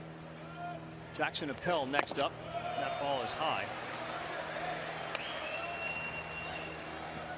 Just as one note too on that phenomenal play by Grohovac and Kent, that was the first ground ball double play that Starks hit into all season. Good pitch, 1 ball, 1 strike. It's pretty hard to believe. First one all year. He does it against a freshman, Wilson, thrown into the game. And Grohovac, I love that. The concentration. Forget about the runner just coming right at him. Go to second, and Kent turned it. They've had 2 guys caught at first base. Beam picked off 1, and then we saw Stark and Burke get involved. Laviolette shouldn't be at all with a big lead, given his hamstring issue. Yeah, I'd say all the runners at first would be a little gun shy at this point of either getting a lead or getting an aggressive secondary. Part of the value that Cal Stark brings. He just scares you about getting too aggressive off first base. 1-2, Appel very late on that last breaking pitch, but this one is into right field. That's going to get down, and Laviolette will put the brakes right there. But A&M now, second inning in a row, they've had a runner in scoring position after Appel singles to right. And now a really good veteran, experienced hitter comes up in Hayden Schott. Anything that gets you locked in, it's a little George Michael with guys on first and second, 1 out. Careless whisper to walk him up. That's hype music if I've ever heard it. Right there. Combs to Schott. And he spins one in there for strike 1.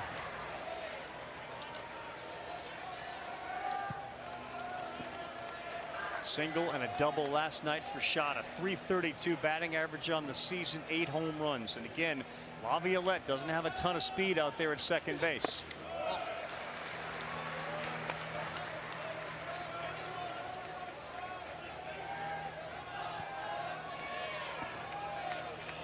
Tears in right field, Ensley in center field, Dreiling in left field.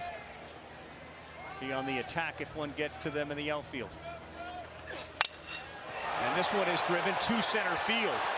Ensley going back. He's at the track, and that's where it will fall into his glove. Laviolette will tag, and he will get to third. He looked like he was running pretty well. First and third, Schott gave it a ride, comes up to the track, and there are 2 away. That ball's hammered to left center field. And we're not doing a ton right now, just a big yard out there, up 380 foot out. As Hayden Schott maybe just clipped it a touch.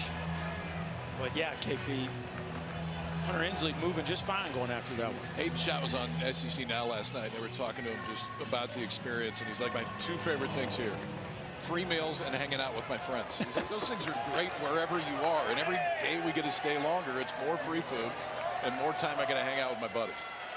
1st and 3rd for Ted Burton. 2 down. He's gotten ahead with the off-speed pitch. Yeah, breaking ball command has been fantastic for Combs. Dump that thing in there almost whenever he needs it. Can Burton deliver? This ball driven to right field. That one's fairly deep. Tears going over, and he's there to make the play. That time, the wind knocked it down. They will strand the runner at 3rd base. Heading to the 7th, the top of the order for the Falls coming up when we come back. And baseball. A lot of randomness in this game. Yeah. We had the #1 overall seed win it this year in the basketball tournament, which doesn't actually happen as much as I thought. I think it's like 3 times, only 3 times this century as well. But baseball 0. Barnes, Buzz Williams had great basketball teams this year in the SEC. Here we go with more. Top of the order, Tennessee down 1-0 in the 7th. 1 ball, no strikes. It's just amazing the arms that we see. Here comes Tony Vitello out.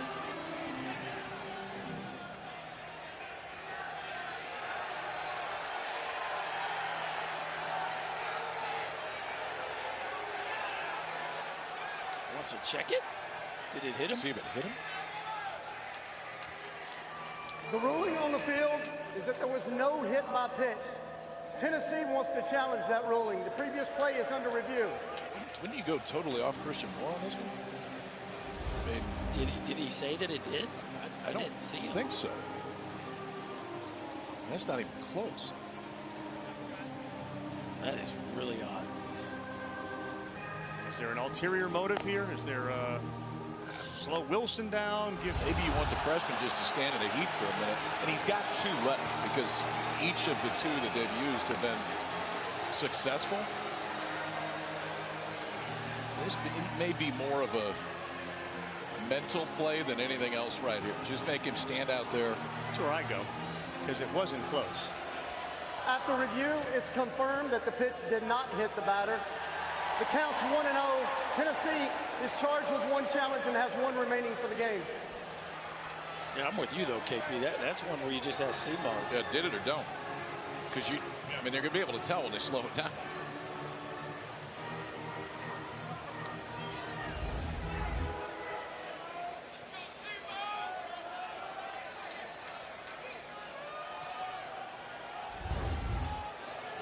He said, "You sure?" So he must have said no.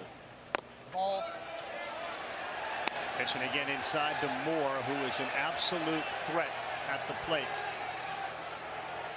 As good an athlete who was born to play baseball, kid out of Brooklyn, New York. Suffield Academy in Connecticut. Big brother taught him a lot. On the 2-0. Popped up. Might be playable.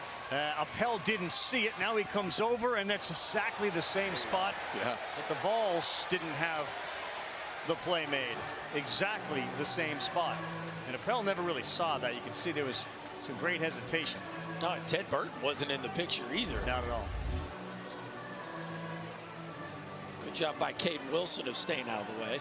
Yeah, Appel doesn't see it at all. Oh, that's way late. He's battling the sun. This is not really the guy at the plate you want to give an extra chance here. 33 homers, 73 RBI, 2-1 to Moore. Foul.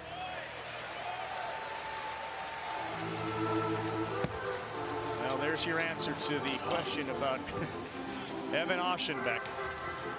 He of the 154 ERA, stopper of the year credentials, pitched last night.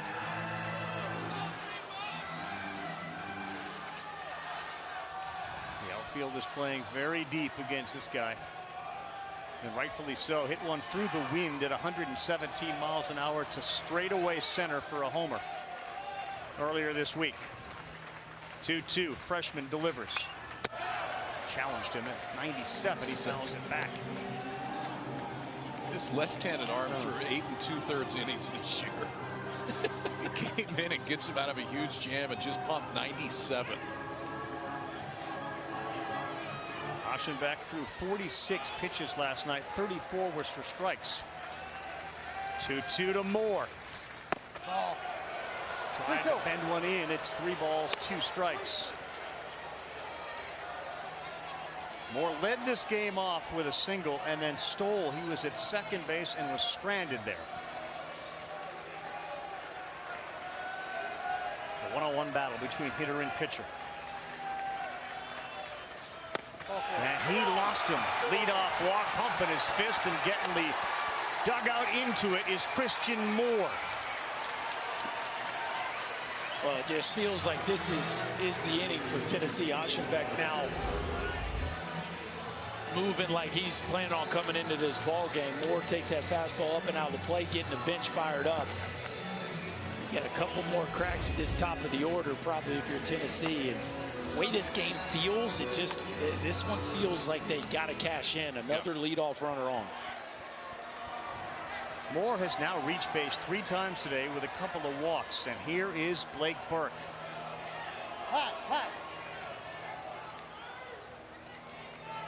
Beach ball. We got a beach ball in center field. All right, we're getting late here. Let's beach ball time's over. Get in the 7th. Let's pass the cutoff. Yeah, you Okay, kind of do beach it ball for 5 or etiquette. 6. Okay. Okay. Now we're getting to the point to just keep it in your pocket. If we got a game tomorrow, you can go at it again early.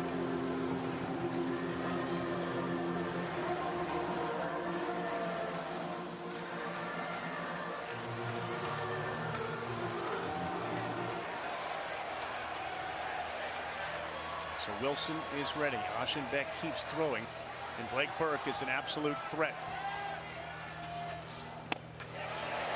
Filthy pitch, 83 and a strike. Tennessee has now had the leadoff man on 5 of 7 innings. The previous 4 times they have not scored, and you just saw their numbers with runners in scoring position today. And it's been the guy behind the leadoff guy who has made it out in all of them. Tough pitch down and away. Called strike against Burke. Sweeping breaking ball, and then you back it up with 95 right on the edge. He got 2 outs in SEC play this year. 2. He looks like somebody that could have got a lot more right now. Oof, didn't miss by much. And it goes 1 ball, 2 strikes.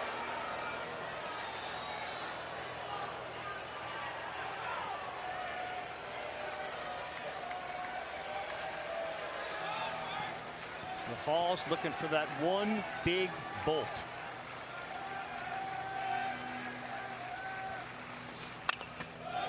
Out of play.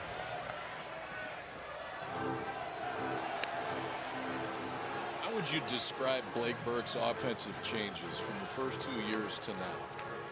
I think swings like you just saw right there, just the ability to kind of defend the strike zone, and he's developed a 2-strike approach that has really evolved from his first 2 years on campus. I think everything early was his A-plus swing. Everything early was the intent to hit, tape measure home run. And this year has been so much more to the backside of the field and much more of cutting down on his swing with 2 strikes. 20 more doubles this year than the last 2 years combined. Excuse me. The 1-2 pitch is on the way to Burke. Swings and sends this to center field. Chestnut backs up, and he's there, a big out, and Moore tags. And a heck of a job base running by Moore as he gets into scoring position on a fly ball deep to center field. That's knowing your ballpark right there. His ball's deep, not quite to the track, but deep enough where Christian Moore feels like he can gather. Chestnut not expecting it. No. I don't know if anybody was telling him. He never gets behind the baseball, and that's where you really have to rely on your corner outfielders there to tell you. Simo might have got a scab there. It's pretty dry out there on that infield. Wouldn't surprise me if there's a see the rip in his pants. Or is it a hand deal?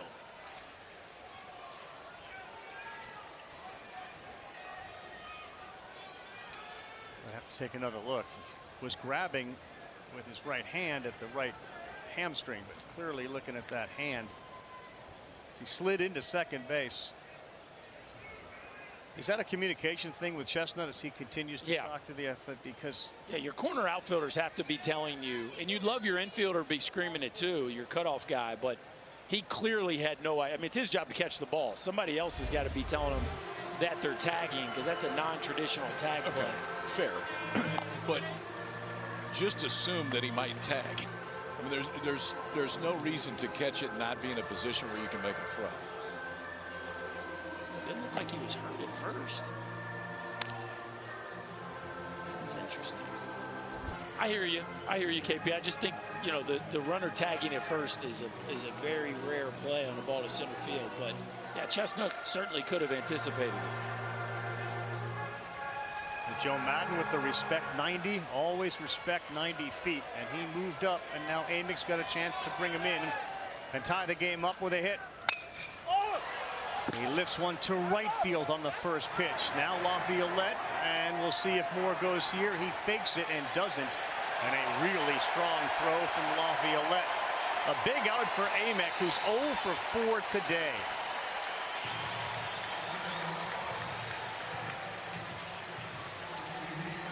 Tennessee now 0 for 7 with runners in scoring position. 0 for 16 with men on base.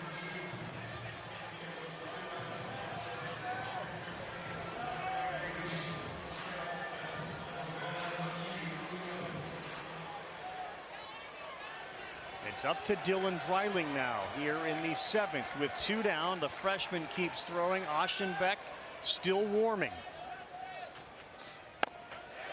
Starts him off with a breaking pitch to get ahead 0-1. This kid looks like he started on Friday night the whole year in the SEC. Just dropping a breaking ball on the outside part of the plate for strike 1, left on left. Dreiling over 2, the fielder's choice. Ball. It's outside.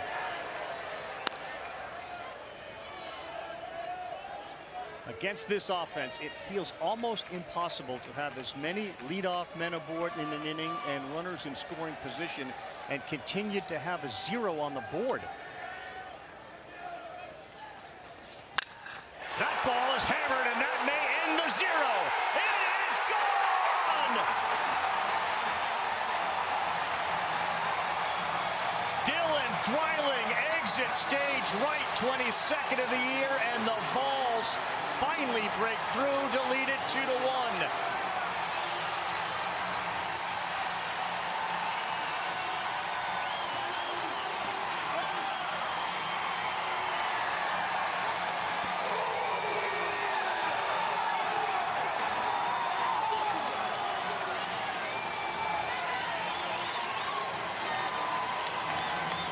It was a fastball that came in at 94 and went out at $105.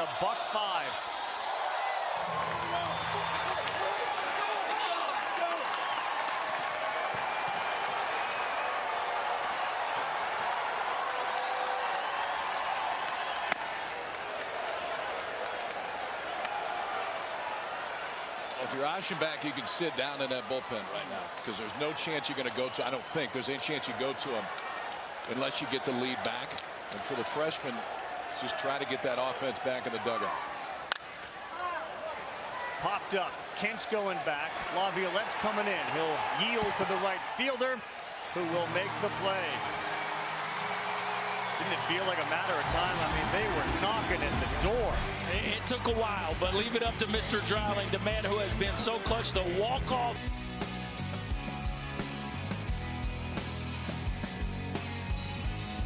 All the home runs they've hit this season. Laviolette got it started, and it's Dylan Dreiling who goes yard. And just like that, for the first time here in Omaha, A&M trails in a game. It's 2-1 as we go bottom 7. Caden Sorrell leads things off, and that first pitch is poured in there. Holmes has done a good job in relief here for the Vols. Sorrell, Camarillo, Caden, Kent.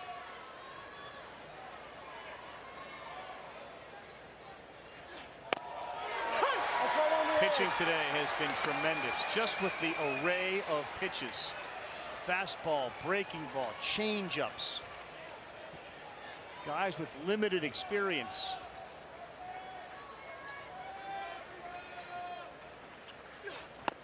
Swing and a miss, and Combs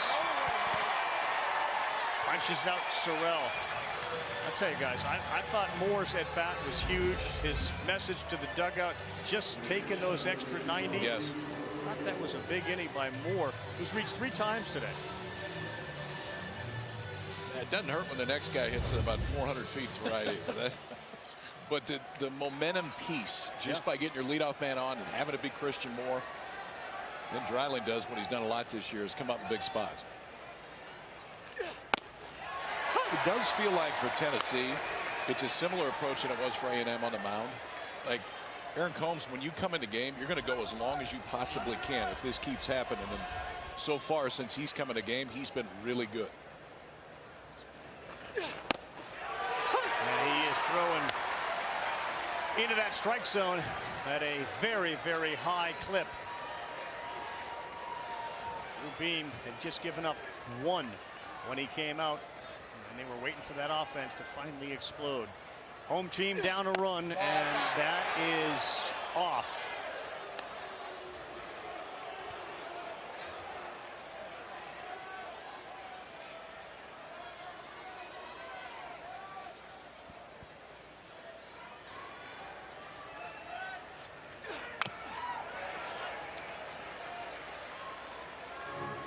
Cal Stark fired up behind the plate. Sure did. He's pointing out at Combs the last 2 pitches. Liked where the 0-2 was. Close enough. He may be able to get a strike, but off the plate. Wanted to break a ball there and got it.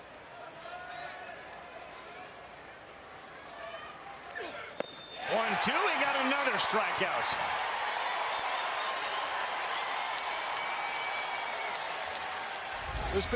This pitch has been so important for Combs since he's come out, but just imagine yourself right on right. You got a guy that's throwing from a low 3/4, almost sidearm slot, and then the action is that when it gets to home plate. It's why the outcome is that a fair amount too. Not easy to hold up, not easy to drive the other way. Now back-to-back strikeouts in the 7th for Combs. He pitched against Kentucky back in April. He helped him get a series win over the Cats. As Kent swings and misses. Christian Moore was asked after the game to describe Combs. He used 3 words: unhittable, disgusting, and gross. It's a good combo. Yep, Kent puts this one up to left. Dreiling. He's there. Those are good things, by the way, for a pitcher. Unhittable, disgusting, and gross. We're through 7. It's 2-1 balls.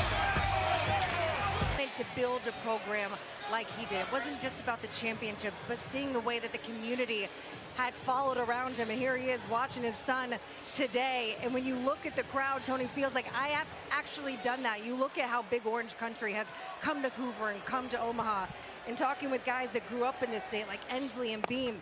So when I grew up, we watched basketball and football. Baseball wasn't the thing when we were growing up. And Coach Vitello and this staff have really built that. Yeah, it's a great story. It's a wonderful relationship. As we start with Kavares tears, and he sends this one to the seats. You know, Tony said his dad coached everything at Jesuit High School. He would also, Tony would work the scorer's table at basketball games because he got so invested in every one of his father's teams. So that was where the seed was planted. He started thinking like a coach. On the playground, he said, I'd be the guy setting the teams up. I'm in charge here. Tears is gone. And about his dad, by the way, he did say, I was scared to death of that guy. He was a disciplinarian. And I think Tony, too, knows, you know, as your folks get older and have an opportunity to see this, he mentioned, like, this is important. You know, I'd love to win one for, you know, mom and dad. Oh, it's cool how the roles reverse, too. Right now, his dad's his biggest fan. Doesn't miss many. Has been a part of cheering his boy on ever since he took the helm here. He fed us in Knoxville last year. Had the grill fired up on right field, brought a whole plate full of food up. I'm a big Greg fan.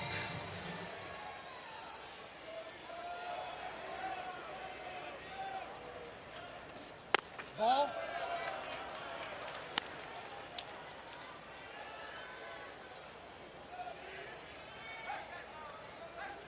volunteer. Was that an Augusta little emblem there on that shirt? Did you see that? The little guy? No, the dad.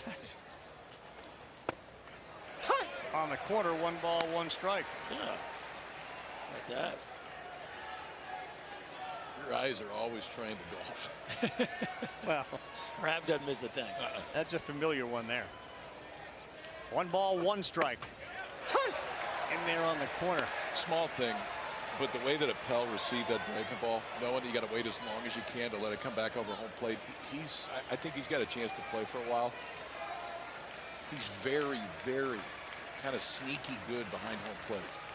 Yeah, he'd like to play for a while because being a Penn guy with a finance degree, kind of jokingly said, so are you going to manage money? Like, what are you going to do with it? And then he kind of pressed pause and said, well, once I'm done with baseball. Like, not here, when I'm done playing this sport. He's going to be a good draft this year. 2-2. Curley hit that one on a line, and that one is into left field. Dean Curley's had a couple of hits here his last 2 times up. Freshman on a big stage delivers. They threw behind him, and he got back in time. We were talking to Tony Vitelli the other day in our meeting about the leaders now and then who are the next ones. Who are the ones that are coming? Dean Curley was the first name that came up. He's just a freshman. But I think the way that he's handled being a freshman shortstop in the SEC for the #1 team in the country offensively has had a really productive freshman year, but has that feel of one of the next guys that really is a leader. Very steady personality.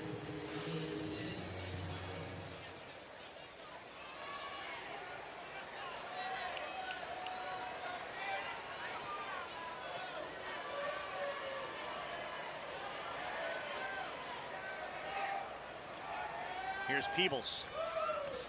Ball. And Wilson misses down. 2-1 in favor of the Vols thanks to a Dreiling 2-run shot in the top of the 7th inning.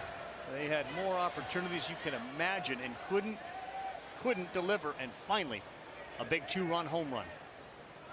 And now Peebles will try to add to that. Hadn't seen many of those today. 3 walks and 3 at-bats for Cannon Peebles. There's a strike right down Broadway. I give Curley and Peebles a lot of credit. 5 times on base between the 7 and 8 hole hitters at the bottom of this Tennessee order. Pretty disciplined hitter, the numbers say. He doesn't chase very often. Especially a slider, and a lefty will try to do that to a righty. 13% chase rate on that pitch. The average is about 25%. He got the ability to hit it hard too. A couple of homers on a 2-1. It's in there. 2 balls, 2 strikes. And of course, the year for Peebles, 30 walks, 31 strikeouts. Hard to do.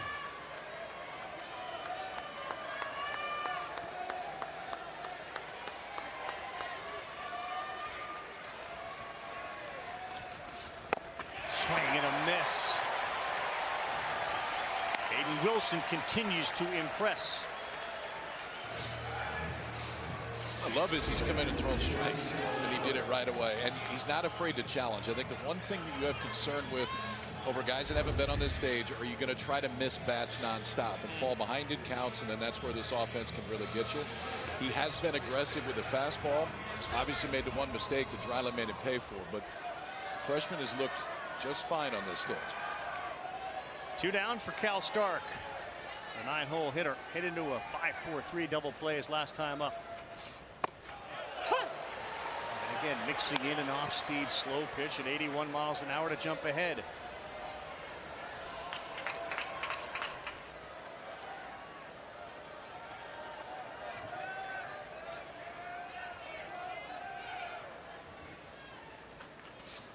Ball. Just down. Real hot, humid day too down there, about 89 degrees. Tomorrow expected triple-digit temperatures.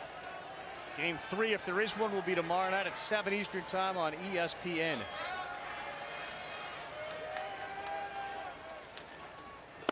Swing and a miss. Pull that string at 84.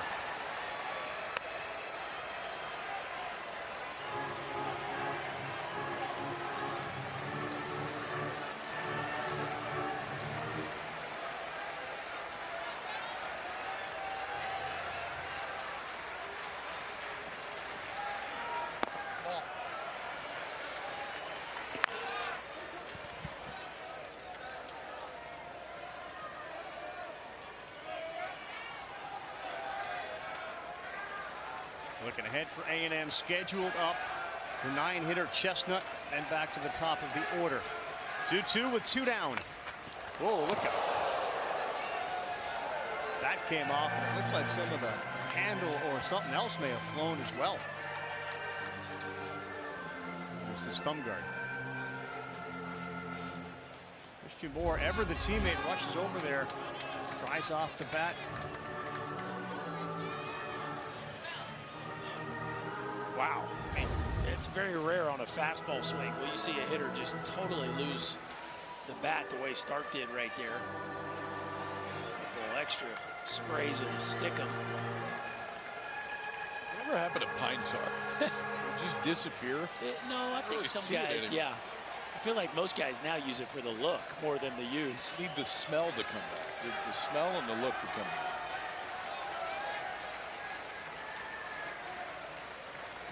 2-2 to start. Curley off of first. 2 down, top 8. That ball is driven to left field. He's watching, so's everyone else. It's out of here.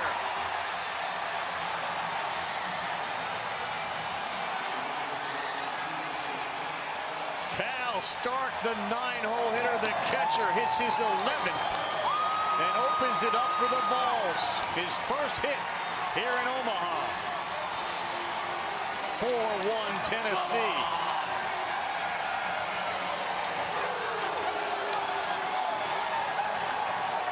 Another one that froze the defenders. They weren't moving as they all watched. 2-2, they decide to go breaking ball, and that is a hanging slider just begging to be launched at Cal Stark, who was 0 for 16 to this point at the College World Series.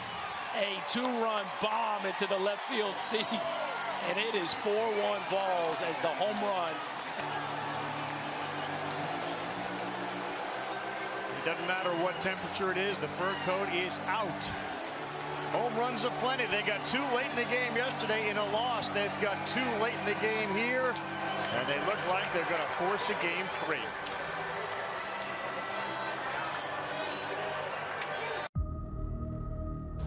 On a distant world, darkness marched ever closer. In the hour of reckoning, you stood as one. Are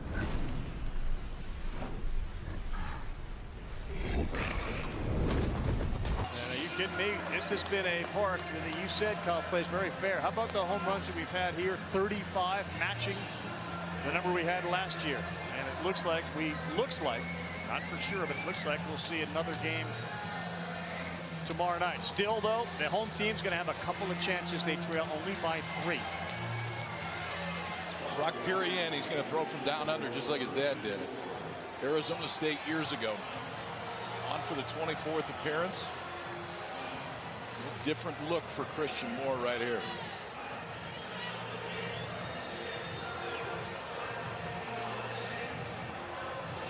Vols bats. They woke up late last night, just had too big of a deficit. Today, they were only down 1, and now they lead by 3 thanks to a couple of bombs. Stark was 0 for 16 with 9 strikeouts before he hit that one as Moore swings and misses.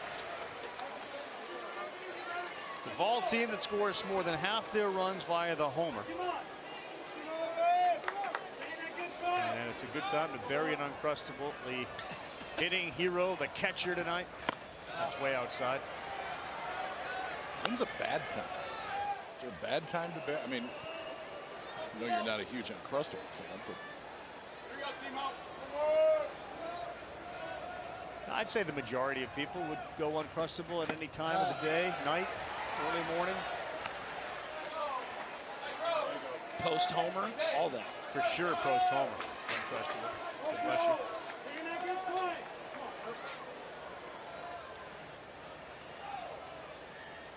2-1 to Moore, who was an instigator his last time up. That ball had a lot of break on it. He had the walk.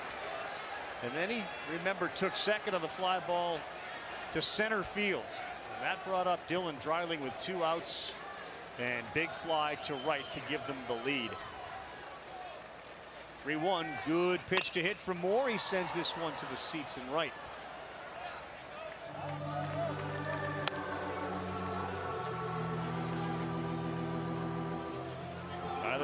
big fan of what Christian Moore can do, and he's not alone in the fandom. Moore will be a next level MLB player. There's so much noise in that bat of his. 3-2, this one to right field. That sends Laviolette back. He is there, and he will make the catch just shy of the wall. Not enough juice for Moore, but they do get 2 more. They lead 4-1. We go bottom 8 at the World Series on ABC. Days, 2 yesterday, 2 today.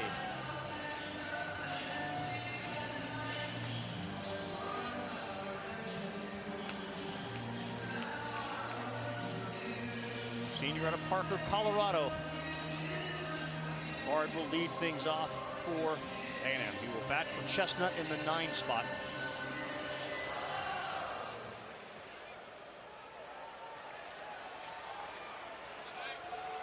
And now A&M needs base runners. Strike 1.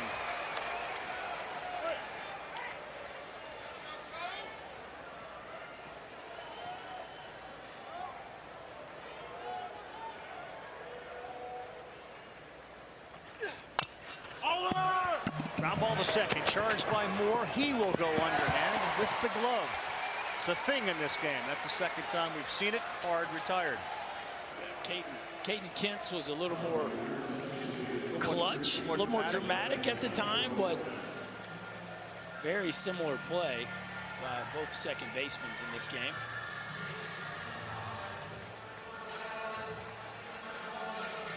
Bard retired, back to the top. Drahovac struck out a couple of times today.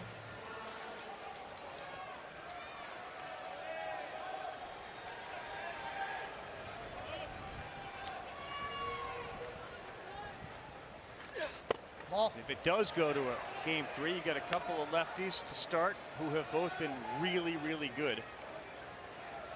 Lampkin and Segrist for Tennessee. Yeah, I think both coaching staffs will feel pretty good about the guy they're sending to the bump tomorrow if that plays out. Justin Lampkin has 2 starts here. He didn't give up a run. 8 innings.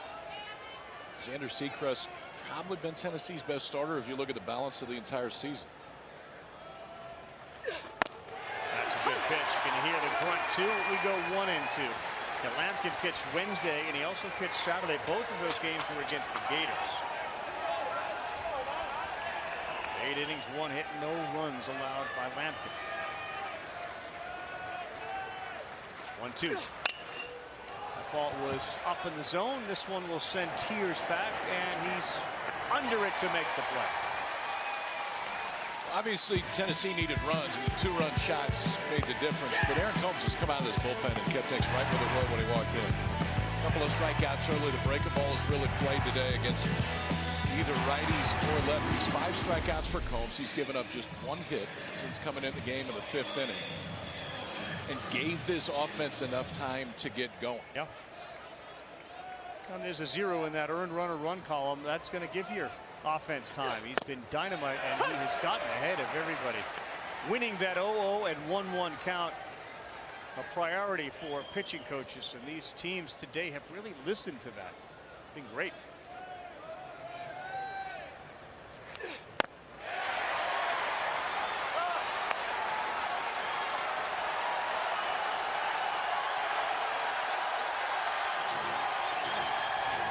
Rocky Top rises. Laviolette will take a quick timeout. This town, by the way, is going to be hopping tomorrow night if we have a game 3. How are they going to be tonight?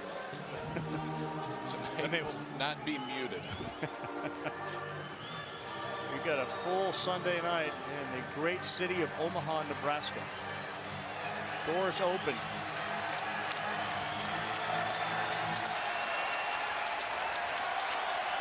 0-2, Combs outstanding with his 5 punch-outs. Got 2 down here in the bottom of the 8th. He misses there, high and away.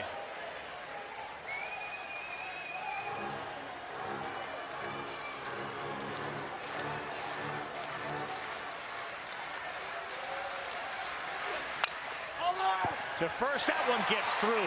Laviolette hit it right between Burke and Moore. They will throw behind him. He dives back safely. Good sign, though, for A&M. Laviolette now with a couple of hits, and he has reached all 4 times today. Yeah, it really is. This is a superstar player who's just been scuffling with the bat here lately. We saw him launch one earlier. Watch him go down and get this one. That's a big man going down. Doesn't over-rotate with the backside, but gets down into that back knee, gets the barrel just enough to that baseball to squeak it through Burke and Moore. There wasn't a lot of room there. No. To navigate between those two, and Laviolette's able to do it as he's had a really nice day. He's also moving pretty well. He is. I mean, that was a hard turn around first base right there. And you go back 5 days, I didn't think he would be moving that way at all. Yeah, I thought the tell was when he tagged up and went from second to third. He ran real well there. But a couple of nights ago, he had a cringe look on his face, tagging up from third base, and couldn't catch a ball in right field that required him to move. Now Appel trying to bring him a little closer with 2 down in the 8th. Ball 1.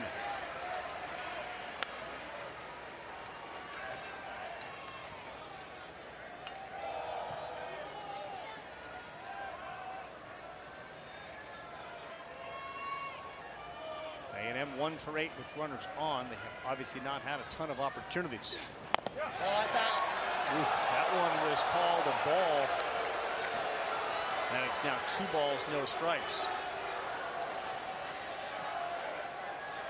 Looks like some action in the volunteer pen right now.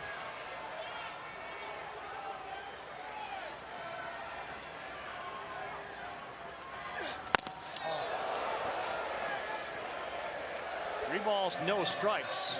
And you run the risk, as you see Kirby Cannell warming, of bringing the tying run to the plate.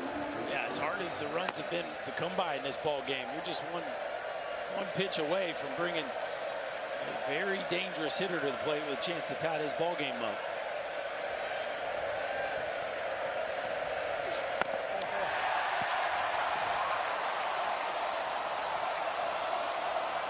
Who will face Hayden Schott?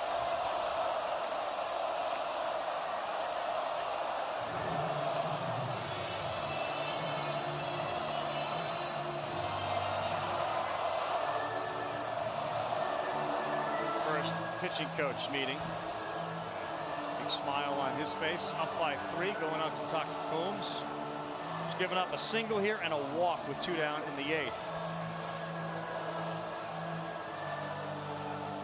It's a heavy workload for Combs. I mean, this is a guy that hasn't had a ton of outings where he's gone this deep into the ball game. 3 1/3 earlier in the College World Series, so no stranger to being out here at this point in the ball game. By the same token, 58 pitches, starting to get there to the back end of what he's stretched out to do. Well, and for most of it, there was no room for error. I mean, you felt like you had to go out there and not give an inch just based on what it was. Now they've given him a little bit.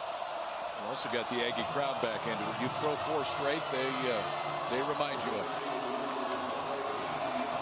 Hayden Schott described this experience, his 2 favorite parts of being in Omaha were the food and hanging out with friends. That could all change about what moves to the top of the list with his favorite memory of Omaha with 1 big swing. He is the tying run with 2 down in the 8th. Called strike 1. There is no ball 5.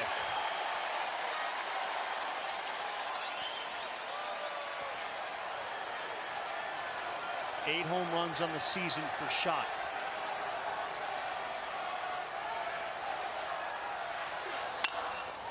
And he popped it up left field. Dreiling making sure his center fielder Ensley stays where he was. That's a souvenir for the fans in left. They strand 2. They stick with Combs, and he gets it done.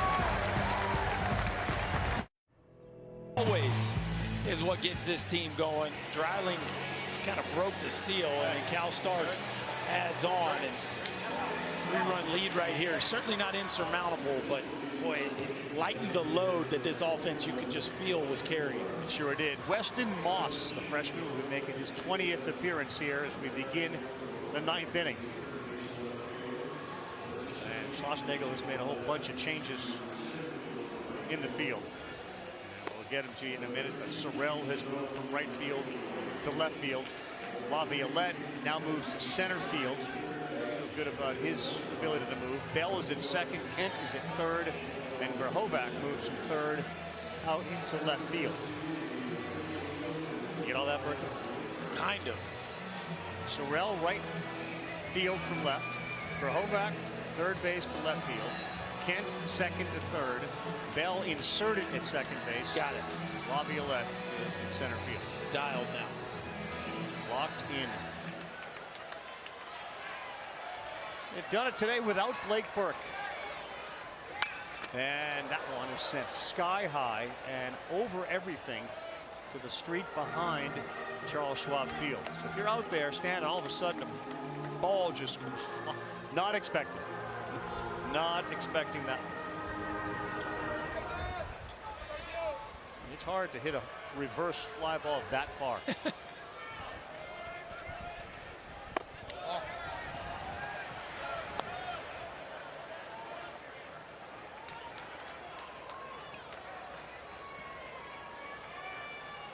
Fastball will go 92 to 95, and he can mix in a changeup as well, which we just saw right there.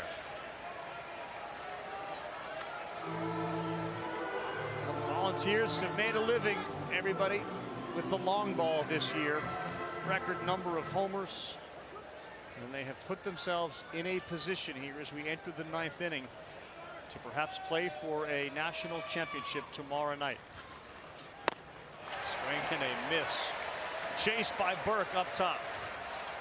How about the arms they keep bringing in out of the bullpen? I mean, Weston Moss has been out there more this year. His 20th appearance, he's got to say 2 starts, but he's running 94 up and above the letters to get Blake Burke.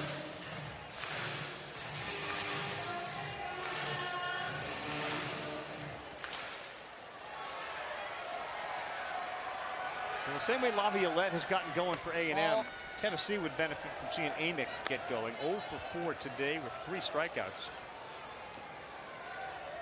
Struck out a couple of times in the first game of this finals. Then he walked and got a late hit. This is a big bat in this spot. And he fouls one back. Yeah, it's pretty obvious he's not seeing the ball well. First couple bats especially. And then that third at bat was the check swing. So, I mean, all intents and purposes, he basically struck out looking his first 3 at bats. And this is a guy that swings from a swing percentage standpoint as much as anybody. You know he's not seeing it well if he's not pulling the trigger. 1-2, that hurt.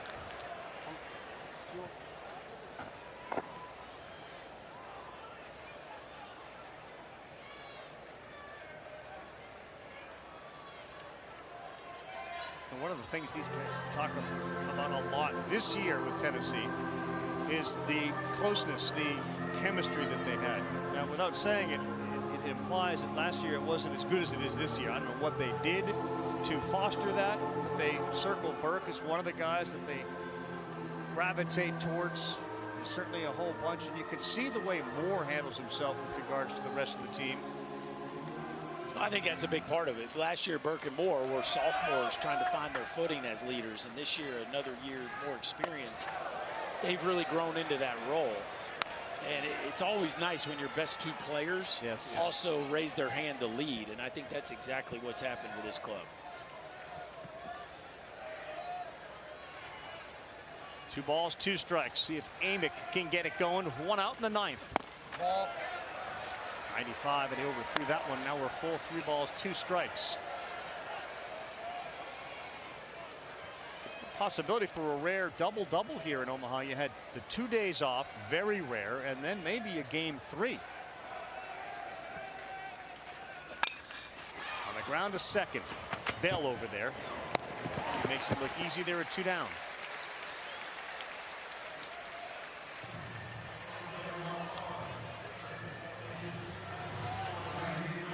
Game 3, A&M Tennessee. How's the ticket price going to be for that bad boy? The walk-in price yesterday, right before game time, was $400 just to get in the door. You got to think on a Monday night game 3 that it's not going to be an easy ticket. No, I don't have it. Don't have it. Ball. The answer is no.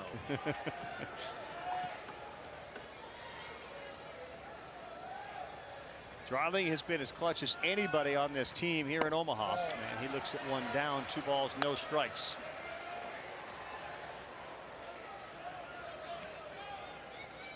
The Florida State game is the circle game for them in Omaha, and if they get to tomorrow night, that'll become that game. But an amazing comeback in their first one as he sends that straight back.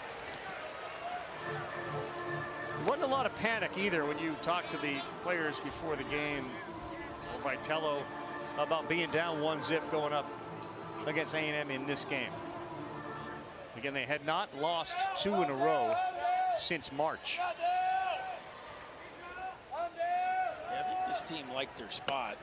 Now, the Aggies had different things in mind. The pitching performance from Texas A&M for the vast majority of this ball game was absolutely incredible. But I think it sets up tomorrow. If the Aggies don't make a rally here, it sets up tomorrow to be another kind of pitching duel. 3-1 pitch. Dreiling rips that one on one hop. It's fielded over there cleanly, and that will do it. We're going bottom 9 here in Omaha. Game 2 of the College World Series Finals. Tennessee wins. We'll see you tomorrow night. A&M pulls a comeback, and it's over. We certainly appear 3 outs away from getting to a Game 3.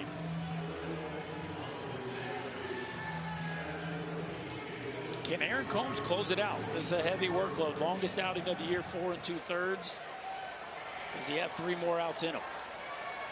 Looks like Ariel Antigua's gone in to play second base, so Moore taken out of the game here for Tennessee. And there he is. 0-1. It'll be Burton, Sorrell, Camarillo.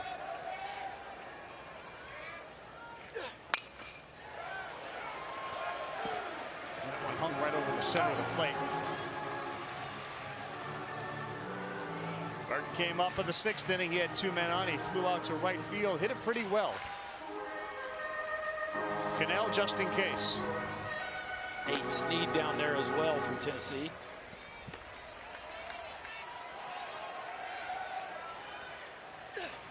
Oh, 2. That one is in the hole.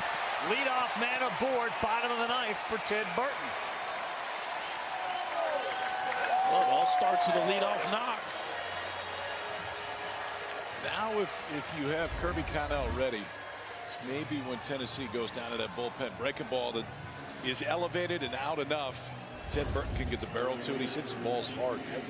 Hadn't had a lot of return for it in this College World Series, but that time gets a leadoff man on, and we'll see that man trot in just a minute. Heyday combo, Raleigh fingers, Goose Gossage.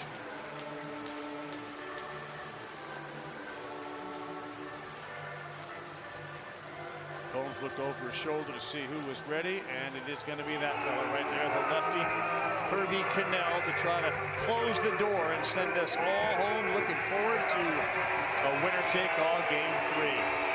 Crowd on its feet for the job Combs did, and what they hope Cannell will be able to bring to the Vols.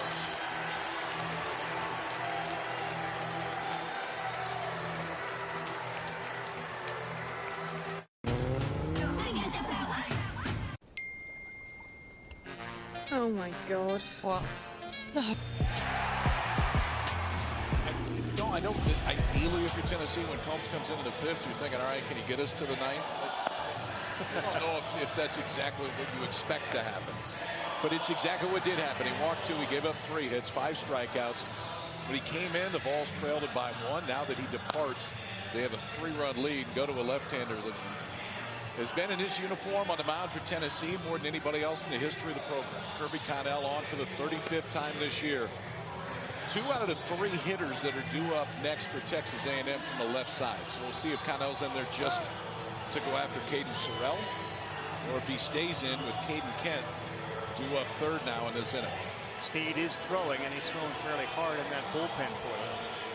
Sorrell and then Camarillo and Kent. 5th appearance, so he's been in every game. He's got a 1.69 ERA here. In 5 1/3, he's given up 6 hits, just 1 run, 5 strikeouts and a walk. Again, these two teams met only one time. Play a regular season series. It was not, for all that you see each other in the SEC, a ton of familiarity between them. Caden Sorrell 1 for 3. That single came in the 5th. They trail by 3 here in the bottom of the 9th with nobody out. Good start for Cannell.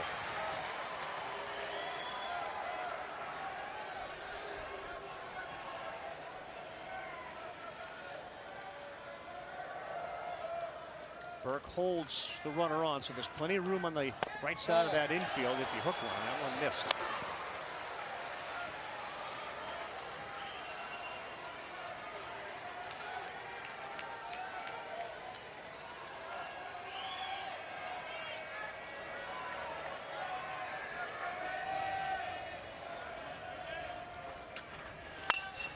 And that one is foul.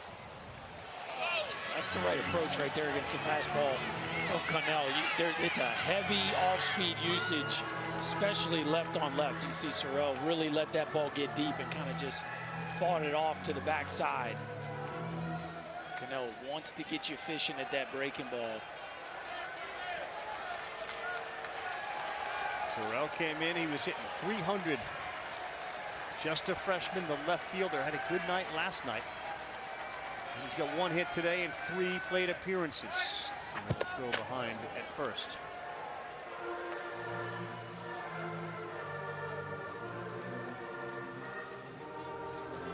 One of the keys today, of course, has been Tennessee's ability to make sure those runners at first stay there. They have gotten 2 of them. One by Beam on a pickoff, and then Stark and Burke combined. 1-2. That one is over the head of Amick. A&M here in the bottom of the 9th. Now have 2 on. They'll bring the tying run to the plate, and nobody is out. Pretty good piece right there, because you're trying to elevate that fastball, get it in on the hands of Caden Sorrell. He gets just enough of it, flip it into left field. So back-to-back singles for the Aggies here. Ali Camarillo coming up next with Caden Kent standing on deck. Tony Vitello coming back out of the dugout. He's already gone to Snead, his righty. That will be at the one batter faced, Caden Sorrell. He didn't hit it very hard, but he hit it exactly where he needed to. That's just a great at bat. I mean, for a freshman in that spot to be able to stay in there and stick to a plan, which is to not let the breaking ball beat you and punch it into left field. I mean, he has really set the stage here for a dramatic finish. Well, this will likely be the finish, and it should be dramatic. Tying run comes to the plate. Nobody out. Nate Snead coming in. He'll be making his 4th appearance here in Omaha, and the biggest one. It's the music event of summer. CMA. Oh my God. What? The host is coming back. Meanwhile, at a Verbo. Oh my God.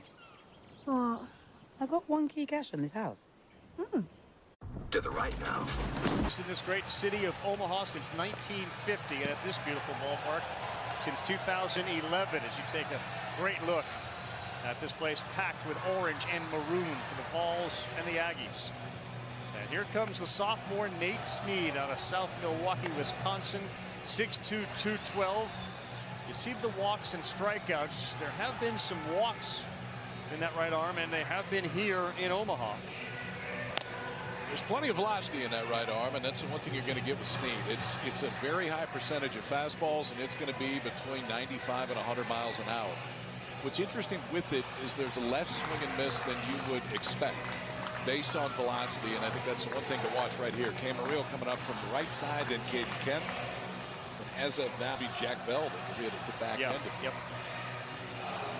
Last night, the bottom of the order for A&M was very successful. Camarillo Kent had a huge night, you remember. Caden Sorrell as well. Those two scored 4 runs between them, and of course, Kent had the big 4 RBI night. Camarillo bats. He represents the tying run. As Kyle pointed out, not a huge body. There is some pop in that bat. He's got 7 homers this season. Snead will throw his first pitch. And it is a ball one at 99 miles an hour. An incredible environment. Everybody at the edge of their seat, if not standing.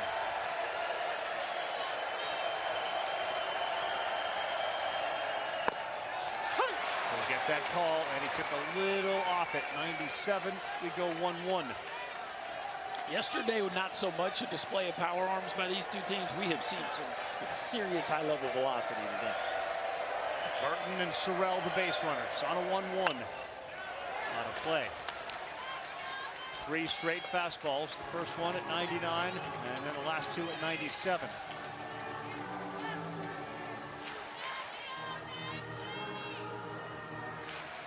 Ollie Camarillo wanted to play on the biggest stage in the best conference. Check and check.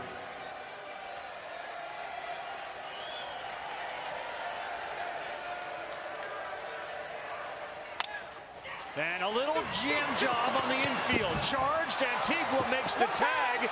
The ball came out. Then he re-tagged the runner Sorrell, and he got him pretty hard.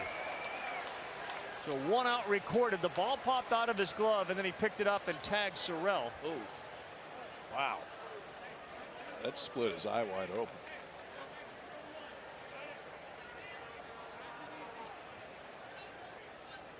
Antigua came in there full speed. I don't think Sorrell had an option here. This ball, I thought he should have gone to second because the ball jams him. I thought maybe he could put on the brakes, and then Sorrell goes low, and Antigua's thinking tag and throw to first for a double play. Sorrell goes low, and at that point, I guess it was his. You got to challenge the tag. I guess it was his glove that put him. I guess he tagged. Yeah, he tags him afterwards. Yeah. He was originally called out, then safe immediately by the second base umpire because the ball popped out. Bigger concern right now is the health of Sorrell. I thought maybe there was some lower body contact there, but that was the glove of Antigua that caused that cut. Well, here he comes, Caden Kent, the hero last night. Can he do it again for the Aggies? First and third, 1 down. Double play would end it. Homer would tie it. Oh, that's out. And Snead misses away. That would be just about right for Mr. Kent this week. A homer one out here right now.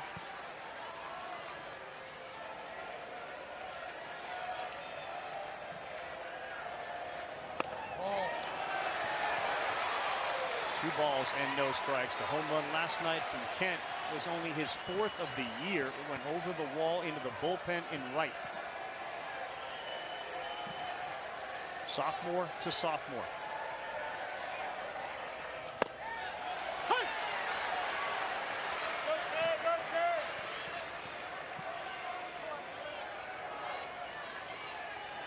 The son of the former major leaguer Jeff Kent.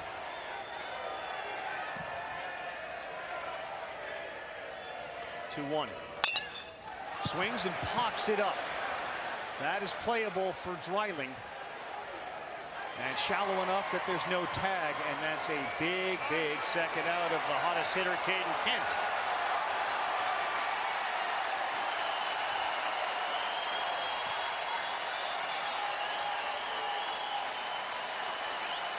Ryan Targach will walk up and pinch hit right here.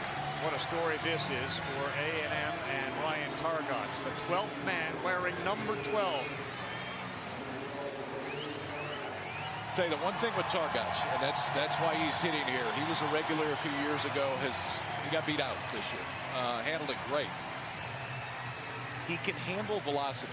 What gives Targach issues, and honestly why he didn't play a lot this year, is the swing and miss at the spin, but he can handle velocity. That's exactly what he's going to see. Well, the stage is set.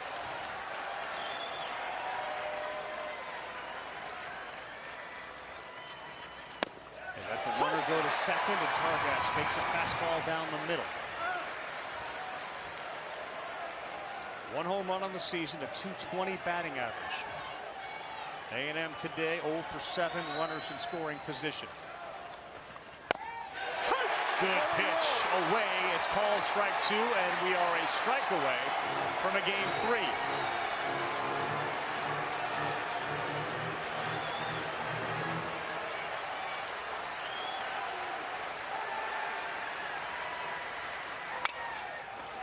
Took a big grip at it and fouled it out of play. Only one home run on the season, 28 for his career. Yeah. This is a young man that has hit a few large ones in his time in College Station. Scouting report is as it is, KP, with 2 strikes. You're throwing one away, aren't you, in the dirt anyway, or at least with some wrinkle into it? Well, I think you want to run it off the plate, for sure. 0-2, Snead ready. Missed inside. 98-mile-an-hour fastball. Targott takes a deep breath.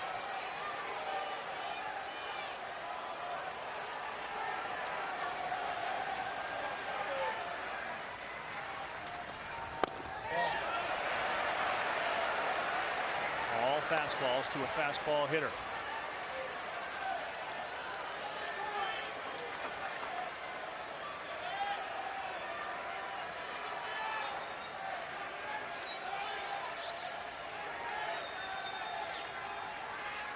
Two. Oh, did he turn around that fastball?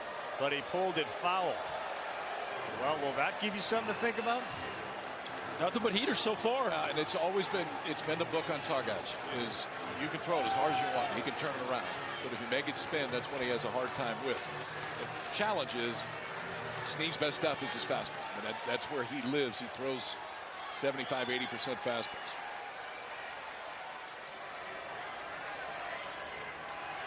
Here he comes again on a 2-2 to Targott. And this ball is popped up into right. This one is now at the track, and that's where it will die when the wind brought it in. It just didn't sound the same as the foul ball. And Tennessee forces a game 3. They win it 4-1. I feel like that's a little prelude to what we're going to get tomorrow night. This one feels like we're set up for one heck of a game 3. Tennessee responds. A&M wins game 1. Tennessee wins round 2. And the long ball, KP, got it done for them. It's been Tennessee.